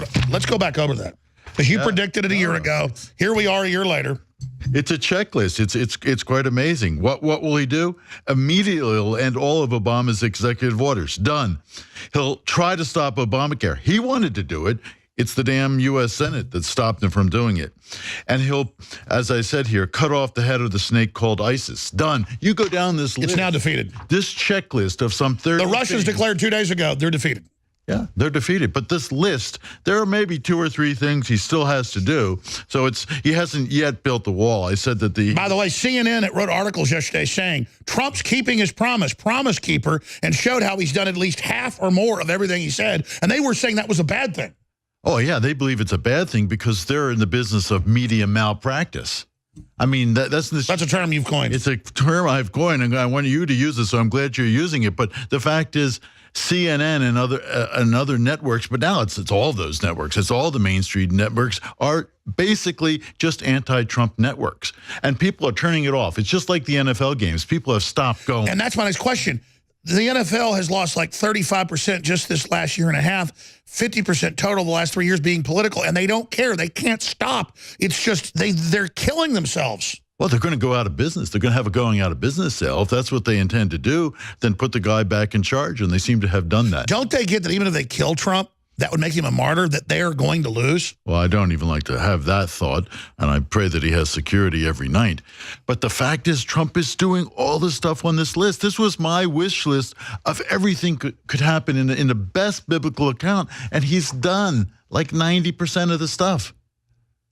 Now, he's got to put more good people, I think, into the administration. He's been successful with executive action because the globalists had put so much power in the executive to circumvent the people. But he, again, their strength, he made it their weakness. And now, OTPP, boom, NAFTA, GATT, renegotiated, boom, boom, boom, boom. One after the other. These are things that people said he could not do. His advisors even said, well, maybe you should think about doing that twice, or how could you defund this part of the United Nations? How could you allow the Israelis to have a capital in Jerusalem? We're just fulfilling these promises, and it's an incredible... Yeah, 30 years ago they passed a law to do this, and all the other presidents have agreed to it, and then Trump goes, oh, you're going to blow us up if they have a capital? Well, we can't live in fear. Well, the next thing that happens, I'll predict it right here, is he'll solve the North Korean dilemma, which is really a Damocles sword hanging over our head. And the way he'll do that, and he's already, and then you hear some of his advisors like Madison McMaster's talking for him, the way he'll do that is escalate the rhetoric, which he's done. He's going to enforce a complete sanction. He's actually going to, I think, put an embargo on North Korea. He will then use EMP weapons in order to change the entire scenario, and we will see the end of that regime in North Korea. Are you saying he'll move EMP weapons in to make them sue for peace, or he'll hit them with EMP? I think he'll hit them. Well, they're moving the troops and everybody in. Our military sources say they've been told we're going to hit North Korea. Well, I mean, all you have to do is listen to the National Security Advisor. He said the chances of that are increasing, he said the other day by day. So knowing all the establishment elite speak, you're saying this is serious. It's going to happen, and I'll predict it's going to happen in the next 6 months of the year 2018. Kim Jong-un better get his act together, boy. I tell you, this is crazy. I pray for peace. We're going to go to break and come back, and I want to get into things you want to talk about the world, where we are, what's happening from your perspective, being inside the highest levels of this system. By the way, folks, don't do your Christmas shopping with the big establishment stores if you don't want to fund the enemy or Jeff Bezos or any of that. Do it at InfoWarsStore.com. We have some of the best products out there, amazing supplements, nutraceuticals, Patriot apparel, you name it. We have fluoride-free toothpaste fortified with colloidal silver and iodine. Colloidal silver, again, is great. So is the iodine. 50% off on that. Our vitamin mineral fusion, amino acid fruit punch, totally organic. That's 50% off. And our new product, Alpha Power, with LJ100 and a bunch of other key things is in. It's going to be our best-selling product. I know it is. But be careful with this because it's powerful for the brain, stamina, libido, you name it. It works so well, just joke level how good it is. I know it's going to be our new best-selling product. Now 50% off out of the gate so you can try it. Alpha Power, available at InfoWarsStore.com or 888-253-3139. TedMalek.com is the website. Ted Malek, great American patriot. Born and raised in Philadelphia, studied all over the place, went to Yale, went to college up in Canada as well, got into the top heights of the globalist operation and has been fighting for Americana ever since and has been heralding and basically portending, that is predicting with accuracy now, the fall of the New World Order. Incredible, ladies and gentlemen. Absolutely incredible. We have some very exciting news. That one of the main operatives of the globalists that has been causing incredible problems, stacking the Trump operation with globalists. I'm going to let you go ahead, my friend, and announce what just broke. Well, this is very good news to see this headline. Dana Powell, the Deputy National Security Advisor, is to depart the Trump White House. This is one of the leading globalists in the White House. She shouldn't have been there in the first place, so it's very good news to hear that she is leaving. I hope she takes with her a bunch of other people and some of the deep state. Of course, that's the problem because, in the U.S. government, whether it's the Department of State, the Department of Justice, the National Security Council, you go down the list, these deep state operatives are embedded. Many of them go back decades, and certainly many of them are very attached to the Obama ideology. So this is really... this doesn't surprise me. It's very good news, and I think Gary Cohn, I'll make a prediction, will be the next one to go. In fact, we were talking earlier, I don't know if this can even be said yet, but little birdies have told you, Gary Cohn, formerly Goldman Sachs, that's been caught bad-mouthing the president quite a bit and undermining him. You've heard him. He's going to be gone? I think that's, it's an easy prediction to make. The other prediction, of course, that's out is that the Secretary of State, who's really not operating as Secretary of State, he's probably the weakest Secretary of State the country's ever had, will be gone in February once his stock situation clears so he can have his tax-free, tax status as a result of serving in the U.S. government for a year, and we'll have a new Secretary of State. These are big changes on the national security and on the international front. And hopefully Trump will make the decision, and I think there's a clear indication, to pick people this time that are more closely aligned with his worldview. Wow. Dana Powell out. This is huge breaking news. And again, I don't do this to toot my horn, but I came on air today and I said, exclusive email shows effort to give Trump campaign WikiLeaks documents. And I said, this was in September. We had these a month and a half before with the key. Everybody had the keys. The keys were given out. Exclusive email shows effort to give Trump campaign WikiLeaks documents. I said this morning, this is pure poppycock. Now even the Washington Post has to admit, email pointed Trump campaign to WikiLeaks documents that were already public. So somebody sent the campaign an email with public WikiLeaks a month and a half after they're out, and that's the Russian collusion. They haven't even proven WikiLeaks is Russian. Now, getting public WikiLeaks a month and a half later is the proof. Top story on CNN this morning.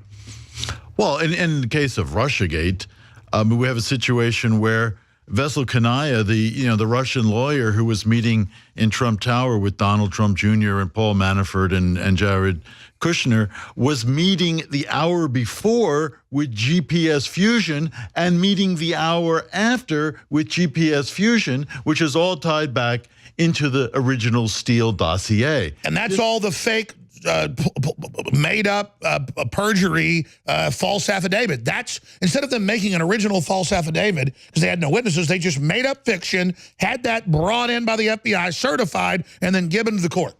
Absolutely, and this dossier is really really the nub of the whole thing. And I've been doing research on it. You know, I live in London, and I've been able to crack into MI6 and into some other people who can tell me the real truth on how this document was created, who created it, what his view is, how he is a globalist himself, actually a Fabian socialist, and what is behind that dossier. That's a very, very provocative story.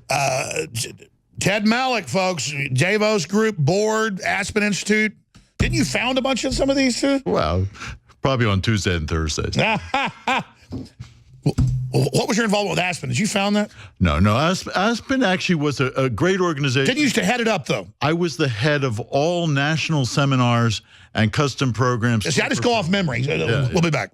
Ladies and gentlemen, Ted Malloch, one of the board members of the Davos Group, former head of the Aspen Institute, you name it, is in studio. And let me tell you, he's got amazing sources in our government, in other governments. He lives in London. He was telling me a lot of stuff MI6 told him at dinner last night. I didn't know we could get into that, but he's willing to get into it right now. But here's the big breaking news. Dina Powell, Deputy National Security Advisor, one of the key baddies that brought in all these bad globalists, leftists, and also neocons to depart Trump White House. That's the Washington Post. And I got to give the Washington Post actually a little bit of credit. Jeff Bezos' Washington Post. Maybe they realize that, you know, they're about to lose, so they're going to back off because they've been the worst so far. Email pointed Trump campaign to WikiLeaks documents that were already public. So now CNN has a top story today that it's over for Trump, that they had WikiLeaks, that WikiLeaks sent them an email. Well, no, a citizen sent them an email to public stuff off 4chan and InfoWars and you name it, with public WikiLeaks that were a month and a half old. I mean, this is like saying Donald Trump read the Washington Post, I mean, or the New York Times. But again, they just act like all of this is some big, giant evil, and they've caught them in something bad that if you ever read a WikiLeaks, you're a Russian agent, even though WikiLeaks is not Russian. And even though CNN would beg to have Julian Assange on or get the next WikiLeaks. So this is just absolutely beyond a nothing burger. So Ted Malloch, let's get your take on this, and then get in to MI6 and the PP-Gate dossier and Mr. Steele and Mr. Strzok and the judge recusing themselves over Flynn. I mean, this thing is collapsing like a landslide right now.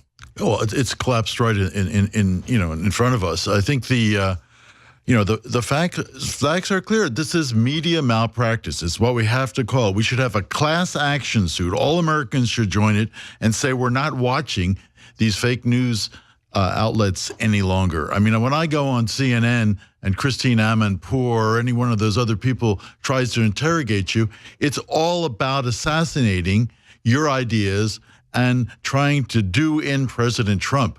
So there's nothing objective about any... They've got a mission. They tailor all info to fit that BS. They are on a mission, and they have actually, made a dent in that mission, but now the screws are coming out, and it's absolutely clear what they're up to, and I think people can read it for themselves. And thanks to alternate news sources and people that can get out the truth, and that includes InfoWars, amongst others, we're able to assess a truer, clearer, more comprehensive picture. And let's be clear, you said thanks to one man and thanks to God for giving us him, but thanks to you and Matt Drudge and Breitbart and countless others and WorldNet Daily over the decades exposing what's going on and the people, number one, and being involved, it created a climate for this to happen. And now that the wheels are coming off, as this becomes discredited, it's going to supercharge everything we're doing. But without Trump's stalwart focus, without his commitment, without his courage, without his family being willing to bust their asses and go through all this, we would not be here. Without that leadership, this wouldn't have all come together. But I'm telling you, it is a perfect storm against globalism. But let's not start celebrating too much yet. I want to get into how you think they're going to counterstrike, Mr. Malloch, but let's get back to MI6. What did MI6 tell you about the fake dossier? Well, I've talked to a lot of people, not to disclose names or sources, but People told me over a year ago. You were in the news, you said it. I went on BBC and said it, and they couldn't believe it. I said, this dossier is a fake dossier. This dossier was produced. You said it first. MI6 agent. This dossier was paid for originally by somebody who was an opponent. I couldn't say who, but now we can say who, and which campaign that was trying to defeat Donald Trump in the Republican primary. The contract, which was paid for in kind of doses, the more that Steele produced, the more he got paid. So therefore, he used his Russian sources to give him more and more disinformation. And the Democrats took over that contract, and the firm that ran him was GPS Fusion. By the way, we should have opened the show up with you with that clip from a year ago. If you just type in Ted Malloch, MI6 told me that the dossier was fake. If people will pull that clip up, we'll have it for the next segment, because a year later, you've been proven completely right. So get into more specifics, as they were interrupting you on the show, of what the MI6 sources told you. Well, they basically corroborated this notion that there was one of their former agents, who has now become a private sector kind of business intelligence guru, who was paid for to manufacture this dossier. And he basically gave that information both to MI6 and to the FBI. He was known to the FBI already because he had researched prior to that the FIFA kinds of controversies. And they actually paid him at some point in time. He was one of their assets, and they used that dossier is the key piece. They used that dossier to go after Trump. They've used that dossier to get the FISA warrants. They've used that dossier to go after Mike Flynn. That is the linchpin, and it is pure bull. Even in an interview more recently, Steele said himself, well, 70 or 80% of it is probably true. Which 70 or 80%? Well, we all know Trump's a complete neat freak and would never have women peeing on him. Well, that golden shower story is, I mean, I can't wait to see the movie version. Well, it's just crazy because people that know Trump, not people that know him like 40, 50 years, not just Roger Stone, he's a one-woman guy, and he's a neat freak, and he just is real picky about women. So he's certainly not having sex with random hookers. The dossier, I don't know, it's 35 pages long. If you can read it. I mean, obviously you can get it and read it. What about BuzzFeed? Aren't they getting sued for that too? Yeah, but I mean, it reads like some kind of really, really strange novel. Not as something that the intelligence community would take seriously. I mean, you'd think that they try to corroborate it. If you had 17 intelligence agencies, which we have, that they would get such a document if they could. No, they got ordered by Deep State and Hillary to go with it, and they ran it up like God said it. Exactly what they did. They didn't verify a single thing in the dossier. And now we've built this whole... And now they've backed off and went, we actually didn't vet it, and we didn't say that. So, yeah. So what happens next? I mean, because this is another good sign that you're saying the Goldman Sachs guy's leaving. We've also got Dina Powell announcing she's leaving. This is just more positive Christmas presents. Well, you've got the Christmas shot there. It's actually very pretty. I was in Washington just earlier in the week. I saw it live, up close and personal. It's beautiful. And actually this year, for the first time in probably 2 decades, we're able to say, Merry Christmas. Absolutely. And in all fairness, it looks like the U.S. Capitol because it's even taller. It's not as big. That's the Texas Capitol. Oh, okay. Well. No, but it's got a goddess on top, and it's built just the same. So, I mean, I can see how you missed it there. Did you see the angel ornament, though, that came out this year? I'm sure you're buying them for everybody. The demon ornament? The ornament for the top of your tree. Little baby Satan? Well, in this case, it was Hillary Clinton herself. Oh, I thought it was a demon, but yeah. Isn't that hilarious? In fact, guys, there it is. Yeah. And look, she even looks like a vampire in the shot. Huh? Well, she's wearing a pantsuit. Let's give her credit. You know, though, I mean, I heard on September 11th, though, if you leave the tree up, that the angel falls off the tree. Oh, my. I heard the little, did you hear the angel comes in a little black ambulance? Huh? Absolutely. But then you got to be careful because like if you leave the angel in your house, if there's a piggy bank or something, the money will be gone in the morning, just like the Haitian refugee money. Well, I called the Clintons the greatest kleptocracy in American history. So that's the next shoe to drop. We're talking about things that are going to drop early in the next year. There'll be a special counsel to look into all the wrongdoings of the Clintons, the Clinton Foundation, of their, spurious deals, and that will all be exposed, including the deep state. Ted Malloch, former Davos board member group, head of the Aspen Institute, you name it. We're going to give the number out, too, and take phone calls. But a lot of big stuff is breaking. We're covering it all. Infowars.com. Please stay with us. So, Ted Malloch, how popular were you being a board member of the Davos group, over the years saying that the EU is the USSR and needs to fall apart, and now we're starting to see that happen? I mean, what was it like when you were amongst those people saying that? Well, I wasn't saying it, frankly, when I was inside some of those organizations. But the further I got away from them, the more it became apparent to me. So therefore, I came, into the media and said those things, wrote articles about it, have written books about it, have given long lectures about it. So some of your former friends, don't return your phone calls or probably have crossed you off their, their best friend list, or on Facebook taking you out of their category of friendship. But, so what? Let me ask you this question.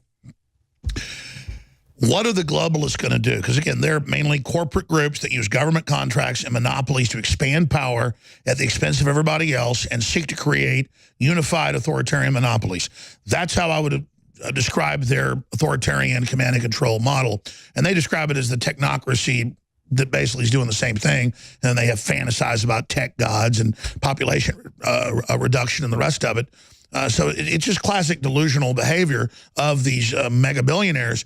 But they're not going to go away. How are they going to reconstitute as more free market systems get brought back, as they're not just given monopolies? How are they going to strike back? Well, it is correct. They're not going away. They're not going to give up. They're still, key players in the world. And their headquarters, in effect, is Brussels. So you're going to see more and more activity, whether it's Soros-funded or EU-funded, coming out of Western Europe. And they're going to try to use the international organizations, whether it's the Paris Climate Change Accord, or whether it's some UN body on migration or some millennial goals. They'll use those same organizations. But if they're defunded and delegitimized, it's going to be harder to use them. They have less credibility. And the U.S. is basically bailing on all those institutions thanks to Donald Trump.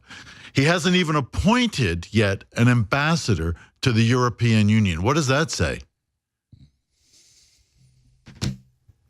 It just shows how he's being blocked trying to put good people in the government, and there's this attempt to just stay in power and hold everything off just long enough to bring globalism back. But again, Trump's just a figurehead. Even if they could get rid of him, don't they understand the tide's turned against him? What does Peter Thiel get that they don't get? Well, I mean, Peter Thiel made this statement about globalism or globalization, which are not the same things, being on the ebb tide. It's going out. Now, sometimes tides come back in, so we have to be ready and willing and able to challenge them on the return tide. But this is an ongoing battle. This is something that's going to last our lifetimes. It's not a short-term episode, so we have to be prepared to do that. By the way, I did find the video. It's right there. Yeah, it's John McCain passes dossier to make Trump look bad. You're at 2:05 on the video. So we're going to get that. We're going to get your BBC one, too, where you talked about all that. Because I kind of have this OCD thing now where if I want a clip, I've got to have it or I go crazy. But this is insane, all the stuff that's happening. So much good things are happening. I've been upset about the Russian thing because they've said I'm a Russian agent with no proof. They've had congressional hearings. You've seen them, 3 or 4 of them, where they say, don't worry, we're censoring him. He's a Russian agent. That's very evil, folks. That's very corrupt. They told Rand Paul, hey, you're a Russian agent on the floor of the Senate. John McCain did, speaking of John McCain. They've said whenever Tucker Carlson says there's no proof, they go, oh, there you are working for Putin. But, I mean, Putin is bringing sovereignty back to Russia. He is trying to get them to have children again. He is trying to reform. I'm not saying he's perfect, but, it is true that he is trying to be a man in a world where men were told are bad by these mega technocrats that don't want any leaders there to stand up against their global takeover that is a bunch of evil, men with billions of dollars apiece using psychology and sociology to break down society. I went on Russian television, RT television, a couple times. We have very good studios, very good broadcasters. They didn't tell me what I had to say. I said exactly what I wanted to say. The first thing I said, I want to make it absolutely clear, I had no Russian salad dressing on my salad at lunch. But we had a very, kind of good conversation. And I don't think we should be Russophiles or Russian phobes. We should learn to find a way to deal with Russia into the future. It's pragmatically. And it's not the old Soviet Union. The EU, like you said, they're the ones that behave like the Soviet Union. You got it. The toll-free number to join us, ladies and gentlemen, is 877-789-ALEX, 877-789-2539. And it's specifically questions for Ted Malloch about globalism, the Davos Group, the New World Order, Donald Trump, where he sees all this going. I want to get into George Soros and the funding that's left for the Democrats and the globalists, because the Saudis are not funding them now. They had that weird thing you said, like Bono last week, had that fundraiser with Obama. They have all been... Well, he has the 1% group, and then they give 1% to charity. So their big global swindles are coming to an end, and we're going to talk about where they're going to get their money. Well, you still have some very rich people who are throwing money in the wrong direction. I say that if, and I do like, and I've been on the boards of many big foundations. In the first generation, they do a lot of good. In the second generation, they deviate slightly. By the third generation, some of these places become nothing like what they were intended to be in the first instance. And the founders, who are, of course, long dead now, would say, what are you doing with this money that I left in this charitable organization? And we can go down the list. It happens almost every time. And most of the modern leftist stuff is like deviance and just defacing beautiful art, destroying families, attacking manhood, attacking true feminist prowess. I mean, why are they attacking strength and beauty? Well, because they are total relativists and they don't have any understanding of what truth is, objectively, how one deals rationally with the world. And they have this very nihilistic view. So this is becoming more and more. I mean, when you think about our educational system, evil. I have been in the university. This is what is prevailing in the university. So they're a reflection of that part of our culture. I would say that's an even longer term battle, taking back the culture. I was about to say, if we could just get our sovereignty back, it doesn't mean we're going to be perfect, but at least we've got a system that isn't out to destroy everybody. There's some social contract left. But the big fight is the screen sickness, the TVs, the media, the culture, the breakup of the family. Even though we defeat the globalist minions that are, fourth generation, the problem is it's like a perpetual motion machine. The juggernaut still rolls on. And these globalists are radically against the family. I mean, you see everything that they do to eradicate the family. I mean, I wrote an article, a few months ago. I think it was in Breitbart. It appeared about the tragedy of the European family. There are now 17 leaders of European countries and the EU who have no children. What does that tell you? Let's talk about that with Ted Malloch, the guy that's been on the board of the Davos Group, head of the Aspen Institute. Doesn't get any more elite than that. And here he is telling you everything. I want to get into Soros, take phone calls, the attack on the family, why the EU heads don't have children, what is this cult? And I want to get into the Luciferianisms. We were having some discussions last night about that. I don't want to, just the mindset, the spirit, the ghost in the globalist machine. What is its end game? What is its operating system? I'm Alex Jones. If it's not fake news, and we don't know, Let me tell you what the British intelligence told me this morning. Okay. This person, who they know, who was an MI6... This is Mr. Steele. It is Christopher Steele. Was also an FBI asset at one point in time, so he has intelligence background, but he was paid by the people that you mentioned who were working for Jeb Bush in order to discredit him. The Democrats took over the contract, as you said. He kept adding to the dossier and using information given to him by the FSB in Russia, most of it fabricated. The more he put into the dossier, the more he got paid.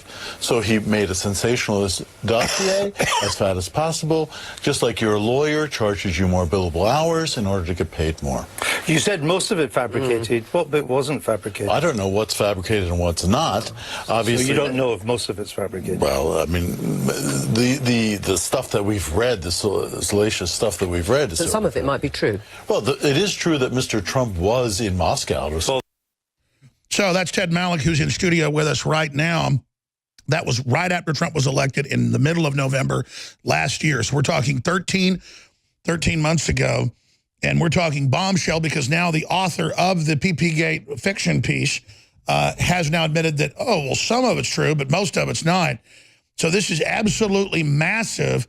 Now that we know the FBI took it, knew it was a fraud, got fake warrants, this is just simply incredible. And this is the cornerstone of the whole case against the presidency of Donald Trump. And it's just a blatant lie. It's a fiction. And we've run with it. The media has run with it. The left has run with it. All these NGOs run with it. It just has to be exposed for what it is. By the way, you talked about at dinner last night how important it was that Dina Powell and these other globals be removed because she's the one bringing in all these Obama people and others. She's now stepping down. That's being reported by the Washington Post today. But we also talked about Soros and the funding that the Saudis being taken out, the arm that's been funding the Democrats and these particular princes, that's another reason the Democrats are in so much crisis is their black money, their secret money that they pay for fake dossiers and things is drying up. Well, I believe it to be the case. So they were highly dependent on both certain left-wing billionaires who, find some new faith on the left, I guess, after they've made their money, which is an irony in and of itself, or foreign governments. In the case of Turkey, the Gulenists have funded certainly lots of congressional campaigns on the Democrat side, given $14 million to the Clinton Foundation. The Clinton Foundation, I really want to repeat this. Charles Altell, of course, is the great analyst on that foundation, and you should look at his website and what he writes about. But that is really the cesspool of the whole operation on the left, and how much money has basically flowed through that one organization and what they've been able to do with it. And Newt Gingrich makes really good points when he says they thought Hillary was going to be in office. They were just wildly taking billions of dollars from a whole bunch of countries. It wasn't a Russian conspiracy. I'm not a Russophile, as you're saying, or you're not either. Just the facts, the Communist Chinese, the EU, all these foreign companies. I mean, it was a clearinghouse. She had the server as a drop box, knowing they were all on it, grabbing it. They'd give her money. She'd put the stuff on the server. That's what my FBI sources tell me, and now that's coming out. I mean, the nakedness. But I guess if you're going to steal big. Well, they certainly stole big. I made a list. Actually, I wrote an article on the greatest kleptocracies in the history of the world, and I listed 13 of them, and I think the Clintons are in the top 3. So it's really, what they achieved was really unprecedented.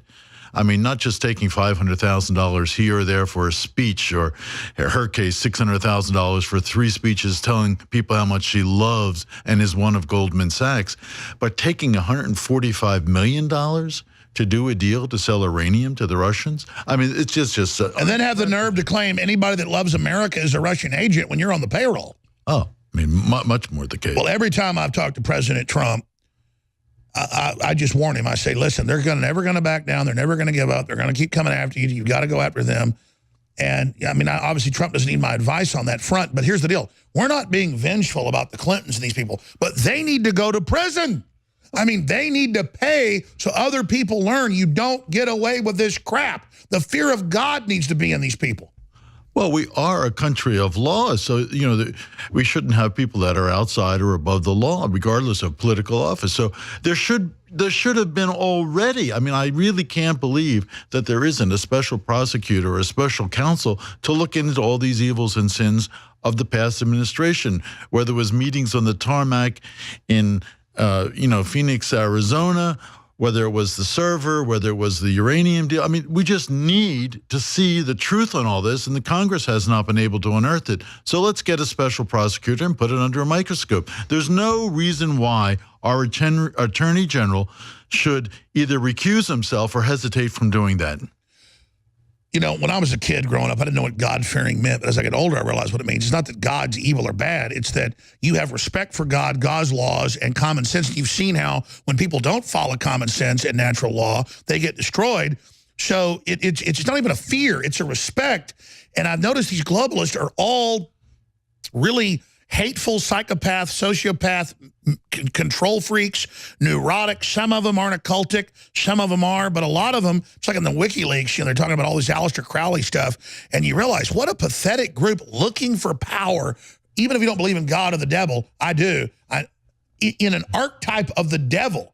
And you literally find out their mascot's the devil. Even if they don't really believe it, they get into the nastiness of the rituals and doing bad things. And it's just like, I know we talk about it at dinner, we talk about it here, I don't know how much you want to talk about, but and your associate that was here talking about, you know, some of the top folks in the country they work with, and just how it's like you can't swing a stick without running into a Luciferian. And again, they're not a devil worshiper. They think the devil's God. Can you speak to that and get in some real trouble? Well, yeah, now you open the gate. I mean, this is radical evil. So these are individuals who have largely divorced themselves from any kind of normal religion, but they've had to fill the void in their lives and in their interpersonal dealings, and they've looked at either Satan or the occult, and they've begun to worship false gods, false idols. And a lot of it, of course, has to do with their own political power, with their own greed and accumulation of money and material. But they've been actually harsh critics then of those of us on the right who still practice traditional religion. And here I'm not trying to suggest we should become theocratic. I mean, I believe firmly in the First Amendment and the freedom of conscience. Well, there are no atheists in foxholes. I know God's real. I can feel the force of good, and I can feel the force of evil. And to some degree, I would say, if you want to understand globalism, you need to get at the spiritual bearings, the spiritual underlying currents in globalism, which is not only relativistic, but it's a divorce, a great divorce from religion and from any notion that there is a God who exists or that you could know him personally. They would like, actually, and of course Western Europe is a place where fewer than 3 or 4% of people have any religious tradition anymore. They would like to move the rest of the world away from their traditional bearings, from their traditional cultures, from their traditional scriptures. And why is that? To replace it with whatever they want. It's a power trip to end free will. Absolutely. And who will be in charge then? Unelected bureaucrats who we call experts, really aren't that experts, who pull over on the rest of the population what they want to do, and there's no democracy left in the end. There's no faith left in the end. There's just one gray monolithic state. That's what they want. They don't want real diversity. Oh, it's not about diversity. Not at all. If they like diversity, they like the differences in European countries. They want to homogenize that and make it all one color of gray. We're going to come back and go bam, bam, bam. Zach of Army Special Forces Command and now in Morocco, so he can even talk to us. Zach is called in, and he is an amazing source. We've got Kevin, we've got Shabazz, we got Josh, we got Brent, we got Lauren, we got John, we got Matt, we got a lot of folks, and I got a feeling, if you can do it, we're going to go a little bit in the next hour, but you need to get some lunch as well. But we'll be right back, folks. Stay with us, Infowars.com. Yeah, my job's easy. I'll tell you, I'm lazy when it comes down to things of the heart and soul, and I'm being sarcastic. I just go with what I believe is right and what stands for justice. And if it's dangerous, hell, that makes it exciting. I'm kind of a thrill seeker. And I'm not going to roll over and be somebody else's man. I'm going to do what's right. And Ted Malloch's done that as well. And he really is trailblazed inside the globalist combine, exposing it to the point of being thrown out of it. And boy, is it not sweet justice to see capitalism, Americana, populism exploding. We're going to take phone calls this segment and a few more. Mike Cernovich is joining us. We've got Zach, who we were talking about at dinner last night, formerly with the Army Special Forces Command out of Florida. The FBI did pick him up and take him to a base last time he was on. He broke down what really went on from my sources as well. at Vegas. So we've got Zach we're going to in a moment, who had to go to Morocco, where his mother lives, just to be able to call us. But any other points you'd like to add? Well, I do want to say, because it's the thesis that I've been writing about most recently, that we also, and I think Trump is very good at this, we have to defend capitalism again. We have to go on the offensive about capitalism, because in Europe, the reigning ideology, the reigning economic domain is socialism, and we have to challenge it. In the UK, the opposition party, the Labour Party, is led by a Trotskyite. If May's government falls, which is very weak, we will have a socialist Trotskyite Prime Minister of Great Britain, our most important ally. And Germany's going more to the left. So we have to understand that this is still a battle that we haven't won yet, involved in, between capitalism and socialism on the economic zone, on the economic sphere. And if you look at it parliamentary-wise, people think, well, if Merkel almost lost, then how is socialism stronger? Well, now, basically, the communists are coming in the coalition, now supporting her to prop her up, but that gives them more power. So to stay in power, the left's gotten even more extreme. Same thing here. What are they going to extract in the German situation? This new grand coalition is with the Social Democratic Party. They're going to move the Merkel government, which teetered, obviously, couldn't put together another coalition, to the left. And the demand is going to be, they've already stated yesterday, a United States of Europe. Getting away with the nation state, doing away with the nation state. Yeah, like, oh, by the way, you can't leave now. They're playing that game, and they're going to play it hard and fast in order to keep Merkel in power. Historically, that doesn't go too well. No. And Germany is the lead country in Europe, so what happens in Germany actually matters, not just the German economy, but they have an inordinate power. The entire euro currency, which is a phony currency to begin with, is basically contrived to help Germany. The German elites. Yeah. You think it helps the average German, too? I think so. The average German has done very well. What's crazy is the EU is literally a Nazi construct idea of Juncker's grandfather, and now he's the head of it. Well, about 40 years ago, there was a minister in Margaret Thatcher's great government who said at that point in time that the European Union is basically a scheme to prop up Germany. And he used the Hitler word, which, of course, you're not allowed to use. He was dismissed from Thatcher's government. The same can be true, or said to be true, today. The EU was a Nazi idea. Oh, it predates, certainly, its founding after the war. The whole genesis of the European Union came, frankly, after the First World War. Why is he still in control of Luxembourg when his grandfather took it by force? I mean, what the hell's going on with this unelected Juncker? Well, this is the whole definition of the European political system. You don't have to elect your leaders; you just appoint them. Even the director generals of the different sectors in the European Union are not elected; they're just appointed. So where Napoleon and Hitler failed, they're succeeding until we bring them down. But this will be the third round of EU European expansion. Well, they have expanded. There are other countries in the east of Europe that may want to go into that European Union, and they should be advised, I think, against that. There are. I'm proud of Eastern Europe standing strong. Oh, yeah, no, the Poles and the Czechs and the Hungarians are really, I would say, giving the forces in Brussels more than a headache these days. I saw just yesterday. Well, they know when something's taking them over. Well, they just said yesterday there's going to be a court case to force those countries to take asylum seekers. They're saying we can't integrate them into our countries. We don't want those. That's what's crazy. Some people say if the U.S. doesn't come back, the only thing Western's left Russia, and it's not even really Western. It's its own thing. Well, that tells you the crisis of the West right there. Yes. So we talked about Western civilization. And I think we need to basically, certainly starting at a very young age, start to teach our students again about Western civilization. They've, in the case of Europe, they've actually lost touch with their foundational their ethos, roots. Their entire cultural ethos, the foundations of Western civilization, which is actually Greco-Roman, Judeo-Christian. They've lost it. That's incredible diversity, by the way. Yeah, because the West took stuff from the East, and it's all. That's what the West was. It was true true melting pot of ideas. That's what's so powerful about the West is it is diverse. It does grab ideas. Its language is big.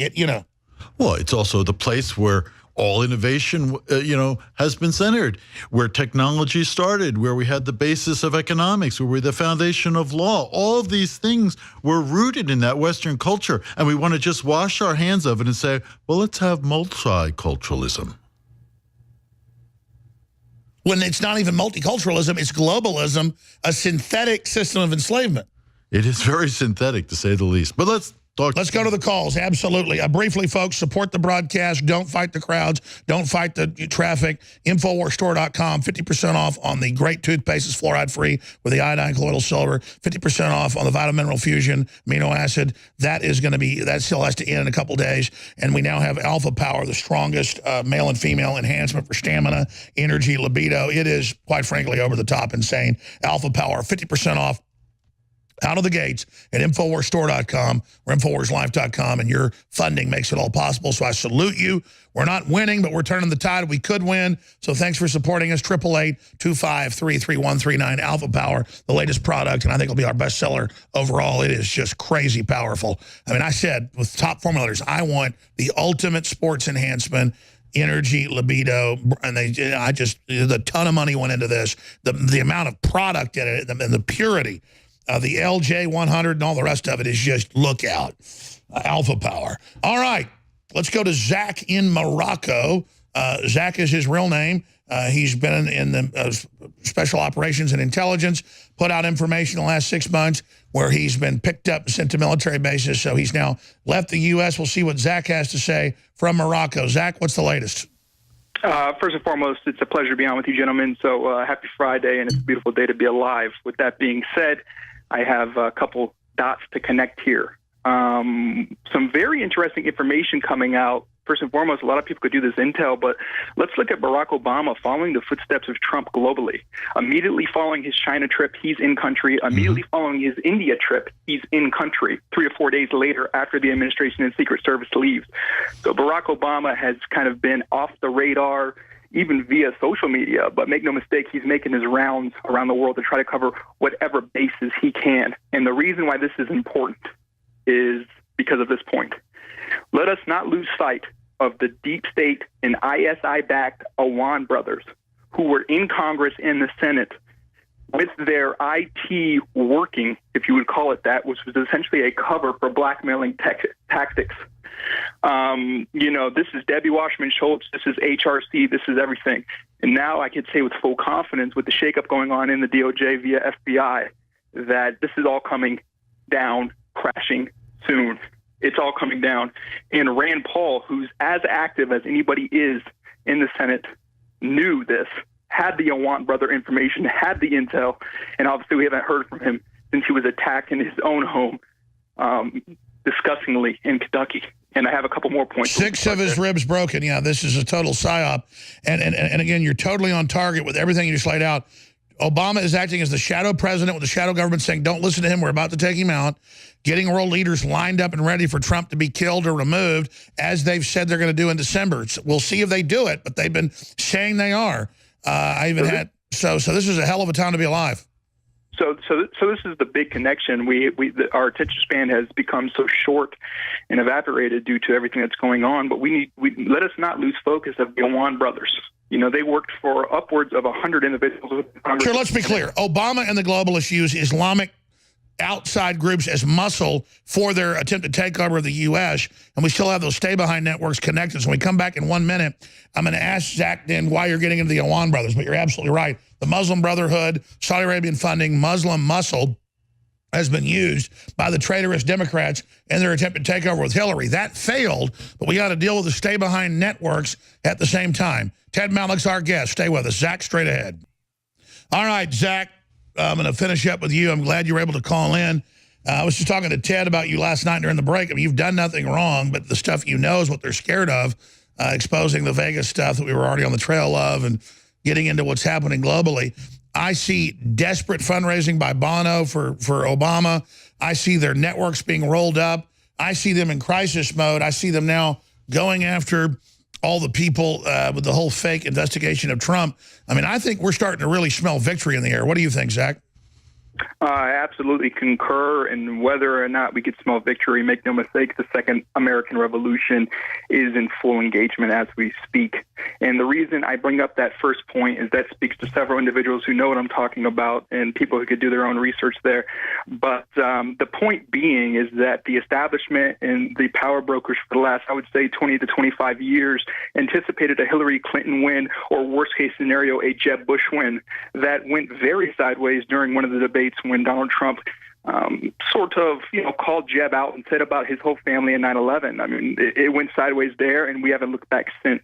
But from their perspective, they thought it was a for sure win, and they were going to continue to move forward. But the reason you see Obama following Trump is to tie up any loose ends, to protect himself and to cover his own behind. But that's gone. That's long gone. Sure. So also, you think to get intel on what Trump told world leaders so they can cover their ass? 100%. And when you have to understand, especially within these other countries, I mean, the legitimate helms of those countries, the legitimate helms are going to fall in line. They can see the power that Trump's. What do you make of the Secret Service calling me 3 days ago and saying we were ordered by Washington and then they were like shaking, and it was one of these guys I know, and they said, we know it's real. We're investigating the people. Who else do you want to tell us about? It wasn't an investigation of me. It was real, and they seemed freaked out. And then what do you think that was? Quite frankly, I concur and I salute them because the writing's on the wall, and we're going to move forward. As I salute Matt Bracken as well, who made it very well known yesterday or a couple of days ago when I was watching, talking about foreign and or domestic. Okay, so they think they're on this, they're on a power high. They're literally out of their mind, but they're gone and it's over. And the underestimation of what the Trump administration is doing is it's going to be deadly, and this will be historic. And, when you deal I was about to say, if they try violence and actually launch their Antifa thing that they backed off on, the word is they know to back off. It's going to be bam. I mean, the military, the army, all of it is ready to crush them. Didn't happen, didn't occur. I mean, we were all anticipating it. You talked about it. It didn't come to fruition. They're trying to raise money. They're having a hard time raising money. This Obama trailing is a very interesting phenomenon, I would say. He's also, very popular. He could be the next president of Europe if he ran. But he's out fundraising for his own foundation. Watch the Obama Foundation. I completely concur, and that's exactly what's going on. But when you have a billionaire and an individual like Donald J. Trump, who foresaw his presidency, not many other individuals did besides InfoWars and several other individuals there. But when you have a Donald Trump who knew he was going to run several years with foresight, bringing up the Barack Obama birth certificate, because I could tell you, I don't care. It's well known who I am. I know. Listen, I'm going to tell you right now, the stuff I've been involved in, that birth certificate is phony. We know where he's from. We know the whole situation. And this has been going on generationally. So this is the foresight. This is deeper. We can't just look at a surface level mainstream media perspective. You're basically saying Obama was supposed to be the Mahdi and the globalist version of an Islamist leader to destroy the West and destroy Islam at the same time? If the because put it this way, it was the DNC that was going to run the White House. Even if Hillary was there ceremonially, it was the Obama family and him at the helm as the individual you have sharing with you there was correct. He could be the king or the ruler of Europe, however you want to look at it, because it was going to go for a new world order. This was what was going to happen. But there's no coincidence that Bitcoin is completely towering at this point, and the Federal Reserve is freaking out. Barack Obama's chasing Trump, chasing Air Force One, where he used to occupy. And what's going on right now is nothing short of a miracle. And I got a couple more points. It is. All right, stay there. We now take you live to the collapse of the globalists. But we've still got to build a civilization. Ted Mallick's our guest, board member of the Davos Group, head of the Aspen Institute previously, best-selling author, researcher. One of his great books is Davos, Aspen, and Yale. Got his latest book on business, tedmallick.com. Everybody should get it. And we got the great Mike Cernovich, one of the biggest investigative journalists of the last 20 years, just in the last year, dominating. He's going to be co-hosting with us. But, Zach, I got a bunch of callers. I've been bad to the callers. I'm going to run through them quick and then turn it over to Mike Cernovich, who always is nice and lets me hog in when he hosts the fourth hour on Fridays. Zach, we know who you are. We know you're a great source. Don't give us anything classified. You're just giving us your citizens' view of things. What was the other point you wanted to make real quick? Yeah, absolutely. And I just got to get to this one. I'll let the researchers look into this. But there's no Awan brothers without the Huma Abedin connection. Huma is Morocco. Huma is the Barack Hussein source. Has nothing to do with HRC. She has a taste for women, so that gets pretty creepy and weird. But make no mistake, the connection is Huma and Hussein is Barack O. And the reason I'm making this call is because of the active threats that are potentially out there this weekend at the embassies around our world that happen to be U.S.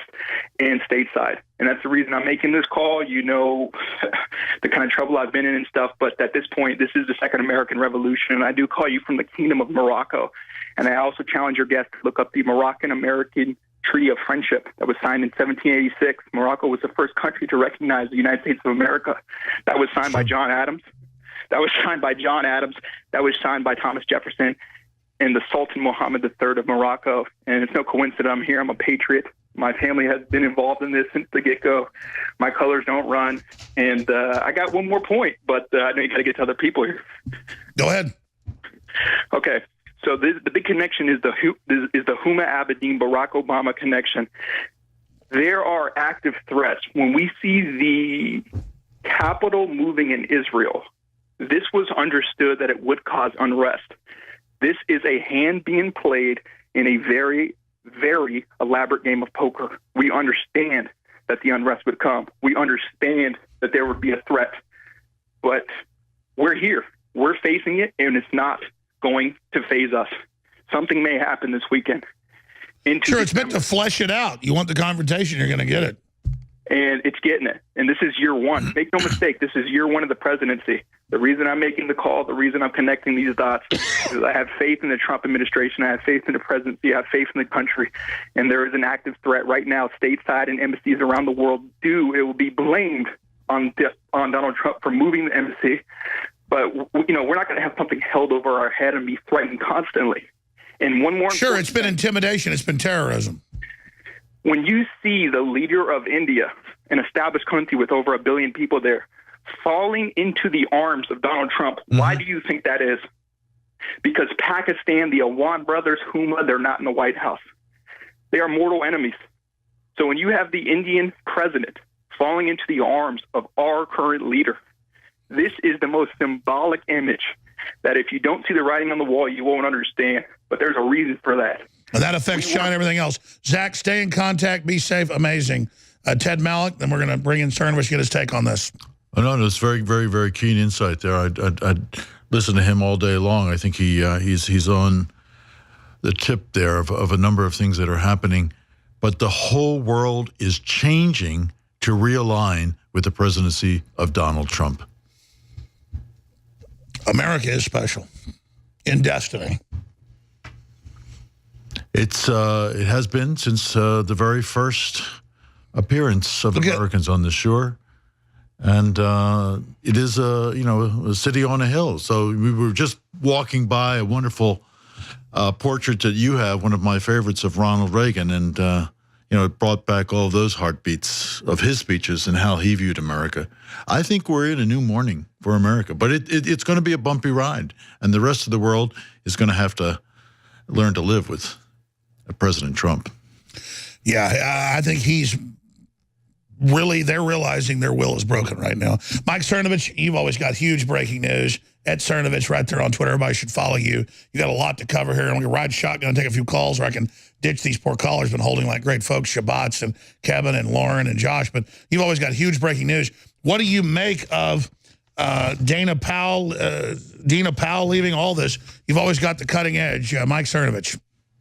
Dina Powell was the source of the article about Rex Tillerson, which ended up Trump had to call it out as fake. So here's what happened with Dina Powell. Nobody else knows it. Well, a couple people do, but it hasn't been reported.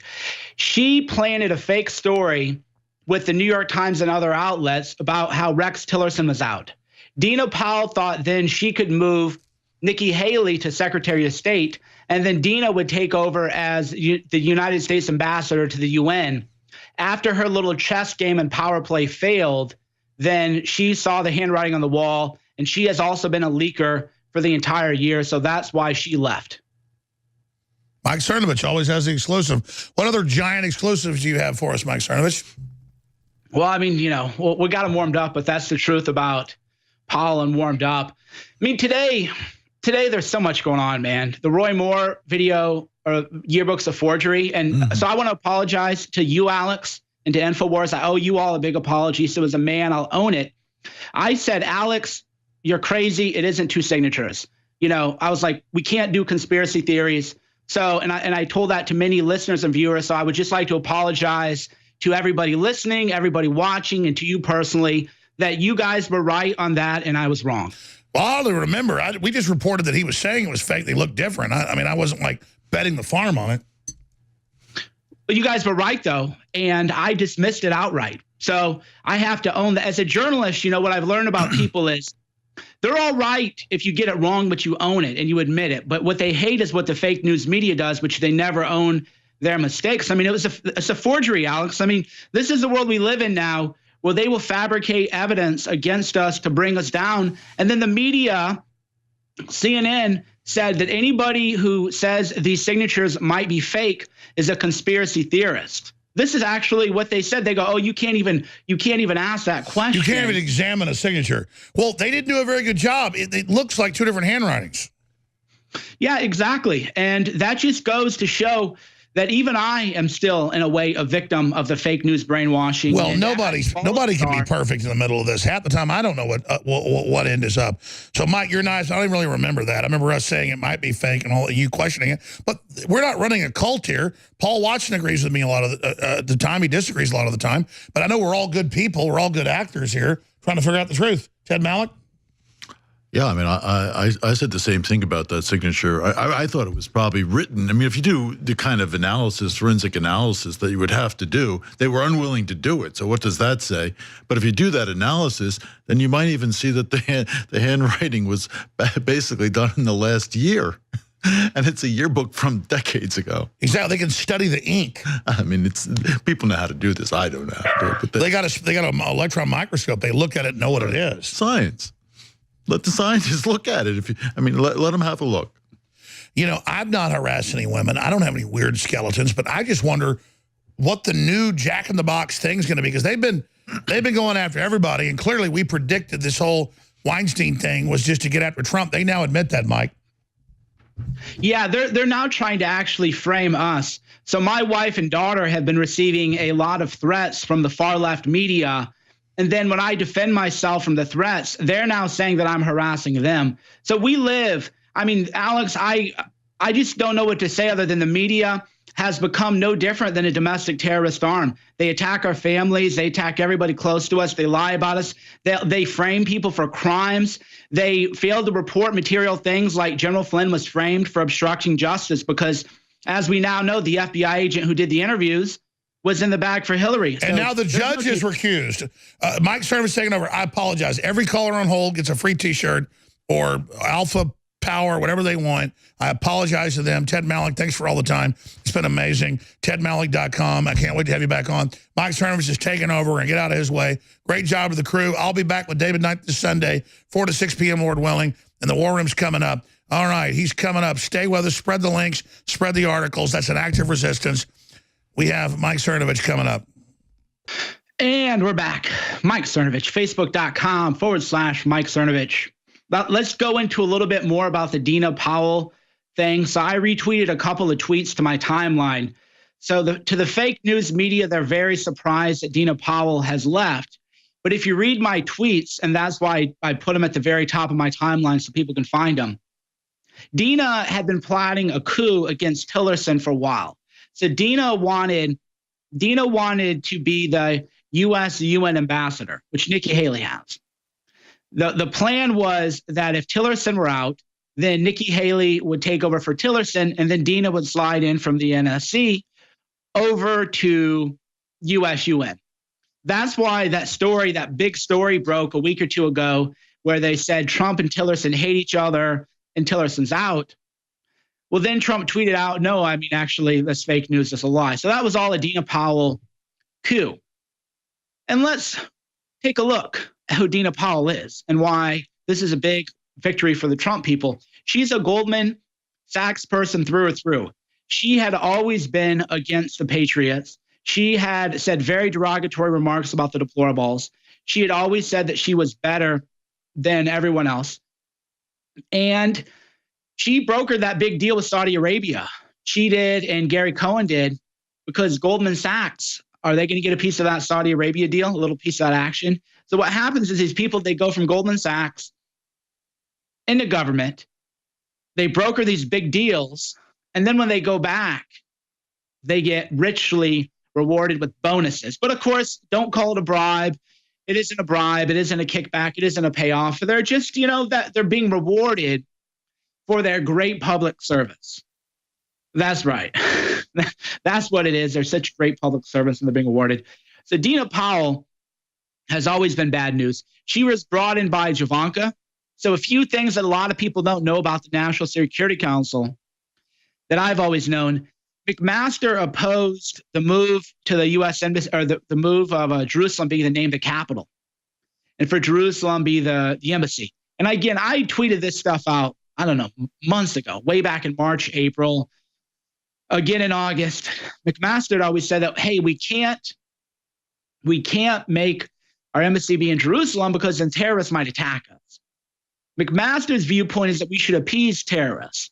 McMaster's viewpoint is that the Muslim Brotherhood should be running the NSC. McMaster's point of view is that they should have diversity seminars. McMaster, in fact, and al-Bajaktari, they prohibited, I forget her name, I forget how to pronounce it, but she was Somali, I believe, or Ethiopian, Ayan Ali, I believe is her name. She was going to give her research paper on what is going on with radical Islamic terror. Bajaktari said, can't do it, violation of diversity standards. McMaster said, well, I'm side with Bajaktari. So then she had to go instead of giving her full presentation before the National Security Council, she gave it to, 8 or 10 other people, including Bannon and Gorka when he was there, right? So that's where we are. McMaster has capitulated to the Muslim Brotherhood. That's why a lot of us within the not us, but a lot of people within the White House call it the McMaster Brotherhood, because that's what the NSC is the joining of H.R. McMaster and the Muslim Brotherhood. And that is now who is running national security, making America terribly unsafe. So McMaster, Dina Powell, Cohen, you got to remember, how do these people make more money? Is terrorism profitable? Is war profitable?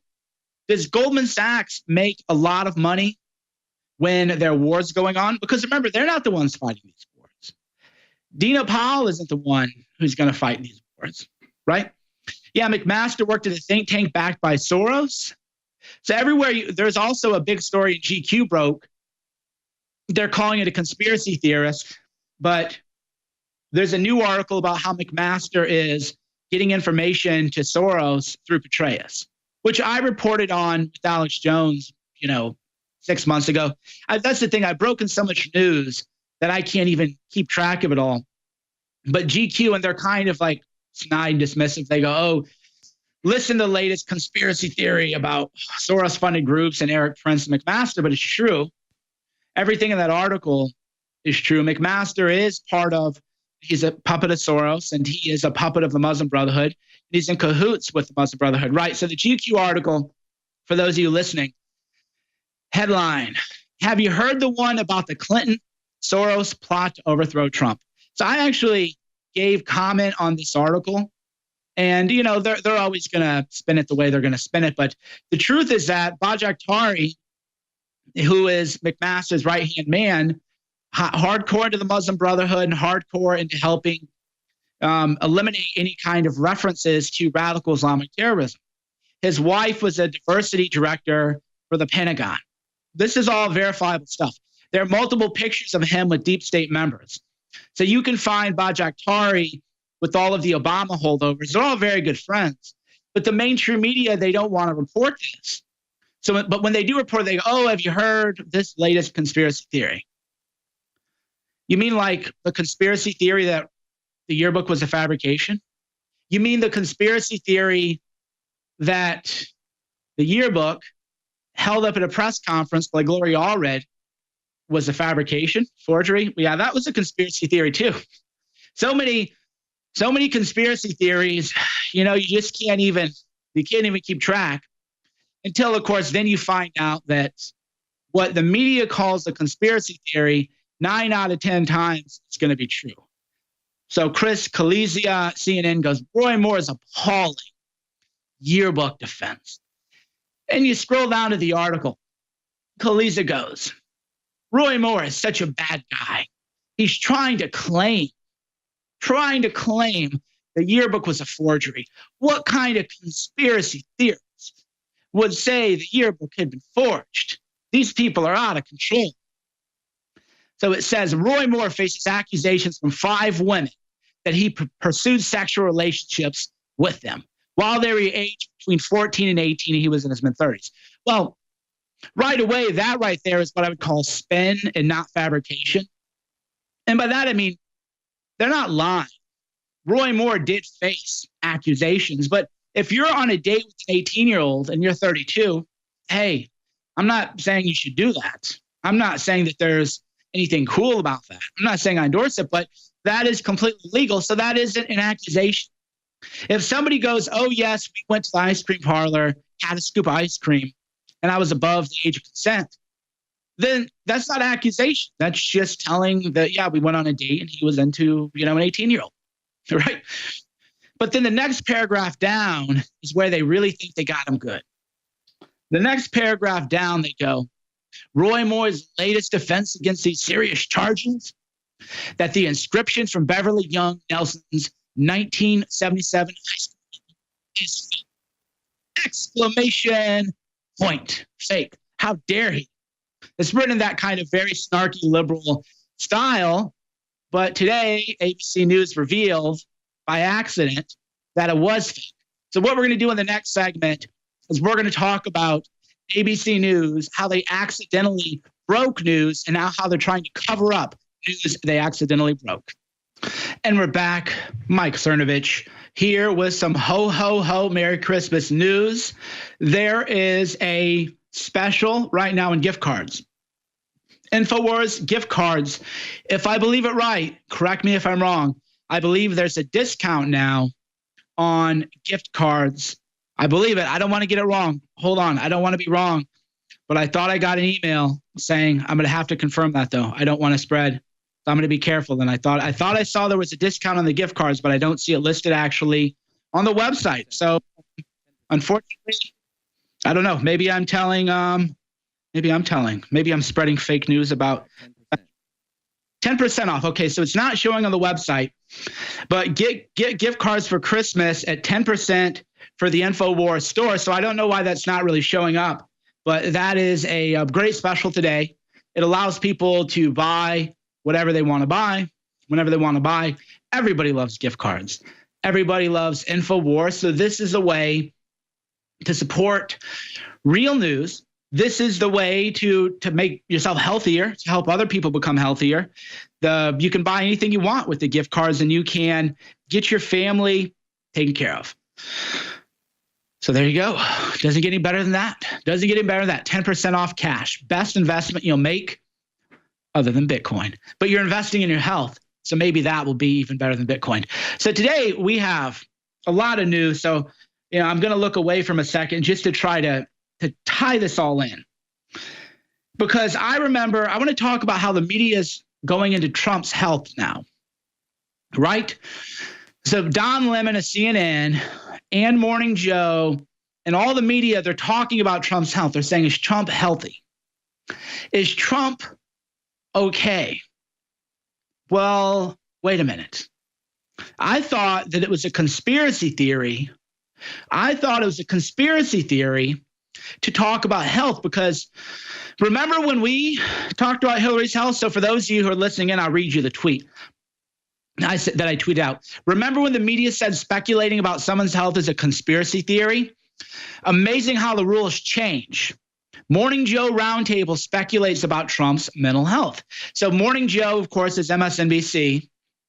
They are now saying, well, I mean, is Trump healthy? He slurred his speech a little bit. Maybe his throat was dry. Well, I don't know. That isn't a conspiracy theory. And then Brian Stelter also tweeted out that we are now allowed to talk about Trump's health. But if you go back in time, right, that's why they hate the internet. The real reason they want to ban you, because we'll show you these if you're watching, and we'll show you one after another. And for those listening in, I'll have you the timeline. Here's a tweet from 8:56 p.m. on December 6th by Brian Stelter. It said, "Is it fair to ask about the president's health here?" Of course it is. So this is a December 17th tweet. Now let's go to that Real Clear Politics article that the production team has locked and loaded. Here's what Brian Stelter said August 2016. So I'm sorry, the tweet we just read was 2017. So over a year ago, Brian Stelter goes, Sean Hannity irresponsibly spreading conspiracy theories about Hillary Clinton's health problem. By the way, I think I just slurred a little bit there because my mouth is dry. I've talked for 4 hours today. So go figure, right? Go figure. You're President Donald Trump. You're in meetings all day. You're taking calls all day. You're talking to world leaders all day. Maybe you drink a couple Diet Cokes or Coke Zeros or InfoWars coffee. You get a little dry mouth. And then when you talk, maybe the word doesn't come out. Oh, now, we can say that you got a mental problem, that you're sick, and that's free. You're free to talk about that. But if you're Hillary Clinton, excuse me, and you have to cancel multiple events due to some mysterious cough and have multiple falls and multiple trips and multiple bone breaks and multiple concussions and memory loss, and Uma says you're often confused, you're called a conspiracy theorist. And then, of course, Brian Stelter tweeted out it was a conspiracy theory 2 or 3 weeks before Hillary Clinton had a seizure on 9/11, her body locked up, consistent with a neurological condition. Some doctors say Parkinson, and fell down. And speaking of which, Donna Brazile, in her books Hacked, said that people who supported Hillary were reaching out to say she doesn't look healthy. So this right now, folks, for everybody watching, this is real news in real time. This is why they want InfoWars banned. This is why they want banned from social media. Donna Brazile's book exposes liberal media's Hillary health cover-up. So now finally we're getting the truth. This is November 7, 2017. So over a year and a half after media lied to us. Donna Brazile wrote in her book, Hillary Clinton's very unhealthy, people worried about her. Donna Brazile even said, I went to Hillary Clinton and asked her what was wrong. I thought she looked fatigued. This is why, and this is the only reason they want us banned. Because they want to attack you. They want to lie to you. They want to brainwash you. They don't want you to have somebody go, well, wait a minute, this big thing the media is saying today that can be talked about, they said we can't talk about health. The media are the ones who said talking about health is a conspiracy. The media has done that, right? They go, oh, let's just pretend that never happened. Let's just pretend that. So these media double standards. I mean, this is a Trump media spreads conspiracy theory about Trump's health. I think that's what we'll title this segment. Because we have to make them play by the rules.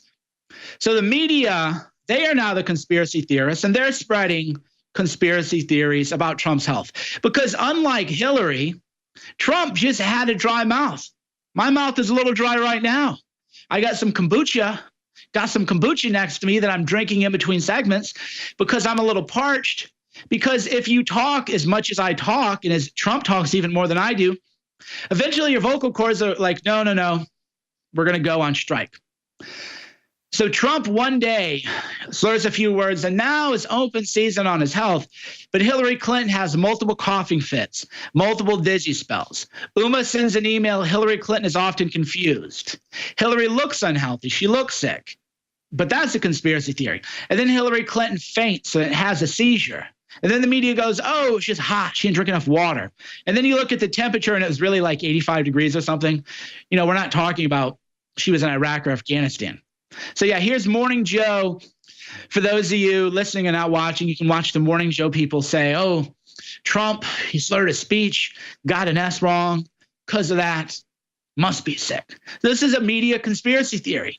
But when we have all this evidence on Hillary, they still bring up Hillary's health. Foolishly, I might add. Because I love it when they bring up Hillary's health. When they go, wow, you spread conspiracy theories about Hillary's health. I think to myself, wow, you guys are still, is that the hill you guys want to die on when everybody knows she's sick? So they have no standards. And of course, we revealed this too with this whole Sam Seder brouhaha. So there's an MSNBC contributor, Sam Seder. He tweeted out a joke or a satire, according to him, about child rape. Very, very horrific. I couldn't even read it on air on the radio and not even safe for radio. So a bunch of people told MSNBC, hey, man, this is, you're not supposed to make rape jokes, right? Because remember Dane Cook got in all that trouble? They said comedians should never make rape jokes because that is such a bad subject to talk about. You shouldn't joke about it. So child rape, I mean, if I don't want to discount rape, but child rape is pretty much the worst thing that can ever happen to a child. So you shouldn't make child rape jokes or satire, as he claims now. He didn't answer when I emailed him. He could have said it was satire then. I don't know that I believed him then or that I believe him now. But the point is, he gets to stay on CNN. But MSNBC, and he'll go on CNN. But Jeffrey Lord, he made a Hail Hitler reference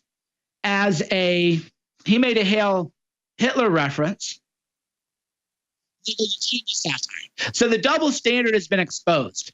If you do satire and you're Alex Jones, they're going to treat that as literally true. But if you do satire and you're on the left, you can satirize child rape. You talk about anything you want. If you're on the right team, the media has no integrity. They have no decency. That's why your support is so valuable and why I love talking with all of you. So we'll be back in a few more minutes. And we're back with the final segment. Mike Cernovich, find breaking news and amazing viral videos done by my team at facebook.com/Mike Cernovich. I'm on InfoWars one day a week, but we're on facebook.com/Mike Cernovich every day. So, we're going to go on CNN hard, but before we do, I don't know if Alex has insulated cups yet because they do have gift cards on sale for 10% off. But, now that Trump, he slurred his speech a little bit. So now that my mouth is a little dry, I feel like I have to rehydrate, or else CNN is going to claim that, I must be unhealthy because anybody, I kid. But the reason we bring up CNN spreading conspiracy theories about Trump's health is because CNN is busted. Fake news again. And CNN has a pattern of fake news. So let's talk about the latest. We'll pull up my Twitter. So for those of you at home listening in, we'll just read the tweets. These aren't my tweets, by the way. These are stories other people have broken. So even if you don't believe me, believe what you read. Believe the other stories. So CNN wrote a big article. The article claimed that Don Jr. had advanced notice to the WikiLeaks dump. So the story, wow, that's a pretty big story. Holy cow, Don Jr. is in cahoots with WikiLeaks. Wow, big story. Can't believe it, right? So pay attention to the dates. The dates are what matter. The dates are what make or break the story. According to CNN, Don Jr. received an email about the WikiLeaks dump September 4th, 2016, before WikiLeaks had been public. Bombshell. Boom. It's over. The resistance went wild. Biggest story on Twitter. Ted Lieu is saying, oh my God, it's over. We finally got him busted. Well, fake news, CNN. Fake news again. The email was dated September 14th, 2016, and it was dated after the WikiLeaks hacks, or whatever you want to call them. Remember, if the media likes it, they call it a leak. If the media doesn't like it, they call it a hack. So always pay attention to how the media describes these things. If you give information the media likes, you're a brave, courageous whistleblower. If you give information that the media doesn't like, then you're a hacker or a wrongdoer. Just like me with the John Conyers thing. I was a whistleblower into sexual harassment women were undergoing by Conyers.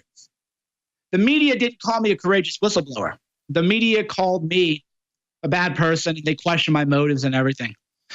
But, so back to CNN. The September 14th email to the Trump campaign. I'm going to read that. I want to read it to the people listening at home just to point out how fake CNN is. The September 14th email to the Trump campaign advertising the WikiLeaks emails was promoting publicly available info and came from a Trump backer who had no connection to WikiLeaks. So in other words, a lot of people here who are listening and reading, you'll send me a link to an article. And then a lot of times I'll say, oh, good article. And I post a link to the article. Don't think anything of it. But that doesn't, so if you send me a link to WikiLeaks, that doesn't mean you're part of WikiLeaks. So the email was actually sent September 14th. And you can't make this up. But CNN, this isn't their first mistake on a big Russia story. Whenever these big Russia Mueller stories hit, you always need to take a cooling off period and wait for the traction. CNN had a big story about Anthony Scaramucci. They said Anthony Scaramucci was under investigation for taking money from Russia. Oh my God. This was back in June 2017. Oh my God. It's over for Scaramucci. He's under investigation. Well, as it turns out, Scaramucci is a man of means, and he said, I'm going to sue you into oblivion because this is fake. CNN retracted the story and apologized. So CNN got the story fake. But let's look more deeper into the people who broke that fake news story. One of them had won a Pulitzer Prize for journalism. One of them had been nominated for a Pulitzer Prize. And if I'm not incorrect, one of them was from New York Times and one was from USA Today. So the New York Times actually did sort of a post-mortem on it. And I think the article is how an elite media team was bruised by a fake Russia story. So that happens to CNN, right? So these journalists who blew the fake news story about Scaramucci, these were elite reporters. These weren't citizen journalists. These were the cream of the crop. Pulitzer Prize winners, Pulitzer Prize nominees. That is how fake the news is. Pulitzer Prize people are fake. People nominated for Pulitzer Prizes are fake. It's all fake. Any story about Trump or Russia, fake. Any story about Alex Jones and InfoWar, fake. Right? Sources said the three journalists responsible for the retracted story were very elite. They headed the CNN investigation unit. Elite. That's why I never believe anything CNN says about Alex Jones, Mike Cernovich, Donald Trump, InfoWars, or any Republican, because they're caught. Don Jr., they're caught. They're faking news every day. Jake Tapper spread fake news about the testimony of James Comey. He said James Comey was going to testify that Trump obstructed justice. James Comey actually testified the opposite. And then they always do a little, they go, we've updated our story. This is what the fake news media does. So let's go to my Twitter, because I just see there's so much breaking news that if you're just a person with a real job, you can't even keep track of it. Yeah, so CNN succumbs to its own Comey hype. And then, of course, let's talk about what CBS did. CBS, if you scroll down a little bit on my timeline, CBS admits that they got the date wrong, but they say more. Scroll up a little bit. So CBS claimed the email was sent September 4th and that the information was not publicly available. Rather than say, because remember the date, don't be bored by the details. These are very, very important details. If the email was sent on September 4th, that's a pretty big story. Oh, wow, we had advance notice. But if the email was sent on September 14th, there is no story other than, hey, somebody who liked Don Jr. sent him a link to publicly available information. So let's click over to CBS News. They're not saying retract our story. So scroll up to the first story. This is beautiful. I just love it. CBS. Don Jr. was offered access to hack Democrat data during the campaign. A source who received the email tells CBS News, right? And then you go down and it says more. The September email to Donald Trump Jr. highlighted information that was already public. No, there is not more. But that's what they do, and that's what fake Tapper did with his Comey story. They go, oh, we've updated the story. No, you didn't update it. There is no story now. You have to issue a retraction. You have to say, we blew it, just like me. At the beginning of the hour, I personally apologized to everybody watching and listening, and I personally apologized to Alex Jones and the InfoWar people, because I thought it was crazy that that yearbook was forged. I was like, there's no way. Come on, guys. Shouldn't do. I'm wrong. I retract. I don't say update. I say, no, I retract that. I was wrong. The yearbook is a forgery. Everybody who said it was a forgery was right, and I own it. That's why you guys trust. That's why you guys trust Alex. And then the media tries to like use it against us. Oh, well, they got a story wrong. Well, 99% of the time we get them right. That 1% of the time you have to own it, and then people know going forward we're always going to try to be better. But CNN, they don't do that. They don't say we fully retract. Here's what they need to say. Retraction. Our earlier story got a crucial detail of the date wrong. When the email was sent, the information was already publicly available. Therefore, we retract the story in full. This is how a person, a woman, man, gender non-furry, this is how any human entity would own that mistake. They would just say, hey, we retract it, got it wrong, it's better in the future. You know what? That's how they would build trust. That's how they would build trust, because the readers would say, oh, wow, I mean, they're doing their best to tell the truth. But the next time CNN reports about me, Alex, Enforth, Don Jr., Roger Stone, Don Sr., we don't believe it, because we've now proved that they do lie, they will lie, they will spread fake news, and when they get it wrong, they won't take personal responsibility for what they do. Same way with CBS, ABC, and Brian Ross. You know, they just got caught. That was fake. But ABC broke the story accidentally about yearbook being a forgery, and we got to go. So I'll just sum it up. ABC asked her, "Did you forge it?" She said, "Yeah, I did." They just moved on. They changed the subject. So the reporter was thinking, "Oh God, she asked the question." Say no. So even when ABC breaks news, they fake news. Thanks for watching. Thanks for listening. Facebook.com/Mike Cernovich. Mike Cernovich at Facebook. Like the page. Join the discussion. We're there every day. Thank you for support. God bless. Merry Christmas. It's called pregnanolone. And I learned about it 5 years ago, getting a checkup at the doctor, and I noticed they were selling it. And then I learned, though, that if you take it with multivitamins and the right amino acids and the right minerals in a compound together and soup it up with beetroot concentrate, that the leading science showed that all of that together gave your body the complete building blocks to produce not just key hormones, but other compounds that come out of your glands. And it's so game-changing. I've been taking the red pill the last few months, and the amount of energy it gives me, the amount of stamina, the amount of focus. You can even make claims about what it does for your cardiovascular system, what it does for your brain. But there's no classic stimulants in the real red pill. So the real red pill, vitamin, minerals, and pregnanolone, as well as beetroot, is so powerful, supports optimal brain function, supports hormonal balance, supports healthy aging. By age 20, our body stops producing as much pregnanolone, which again is a neurosteroid precursor. That's why the Olympic team lets you take it. That's why all the sporting teams and other organizations let you take it, because it's in a steroid class, but it's naturally occurring and is a precursor. So it's reportedly, you can do your own research, totally and completely safe. It's the building block that your body has to have to then make all the other hormones. But then they've got to have the vitamins, they've got to have the minerals, they've got to have the amino acids, and then it's all right there together in the real red pill. You know, this had another name 6 months ago, and we were having the first samples come in that I began to take. And I noticed that the pills, let me open a bottle of this and just show you,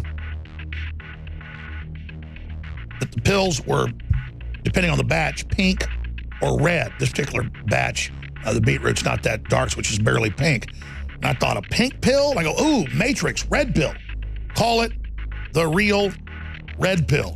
Now, again, we have a product that is our best seller. This doesn't compete with Brain Force, that has the green tea extract, a little bit of it, and has some of the yerba mate in it, and gives you good, clean, strong pick-me-up. But that's not even the main reason. It's got the L-theanine. It's got a whole bunch of other alpha, GPC, and other things in it. Black pepper, fruit extract, and a bunch of other things that are known to give you good, clean energy. But this does have some healthy stimulants in it. The real red pill doesn't. it just has all the building blocks for you to have the hormones and the other things that your body needs. That's why I'm so excited about Brain Force Plus, which is still 50% off. That special is about to end because the supplies are about to sell out. And the red pill, the real red pill, out of the gates, ladies and gentlemen, is 50% off. It's a powerful multivitamin. It is a powerful mineral spectrum vitamin. But what it's really powerful for is that it has the pregnenolone in it and the beetroot and more, and all of it together. Dramatic response is what I've personally experienced. And that's why out of the gates, I'm offering 50% off on this. And the reason we're doing that is I want you to try it and see how amazing it is and give us your reviews before it goes back to the regular price. 120 capsules in a nice glass bottle, super high quality, and your purchase helps fund the operation. But I'm really impressed with the real red pill, so I hope you'll get your bottle today and tell us what you think there as well.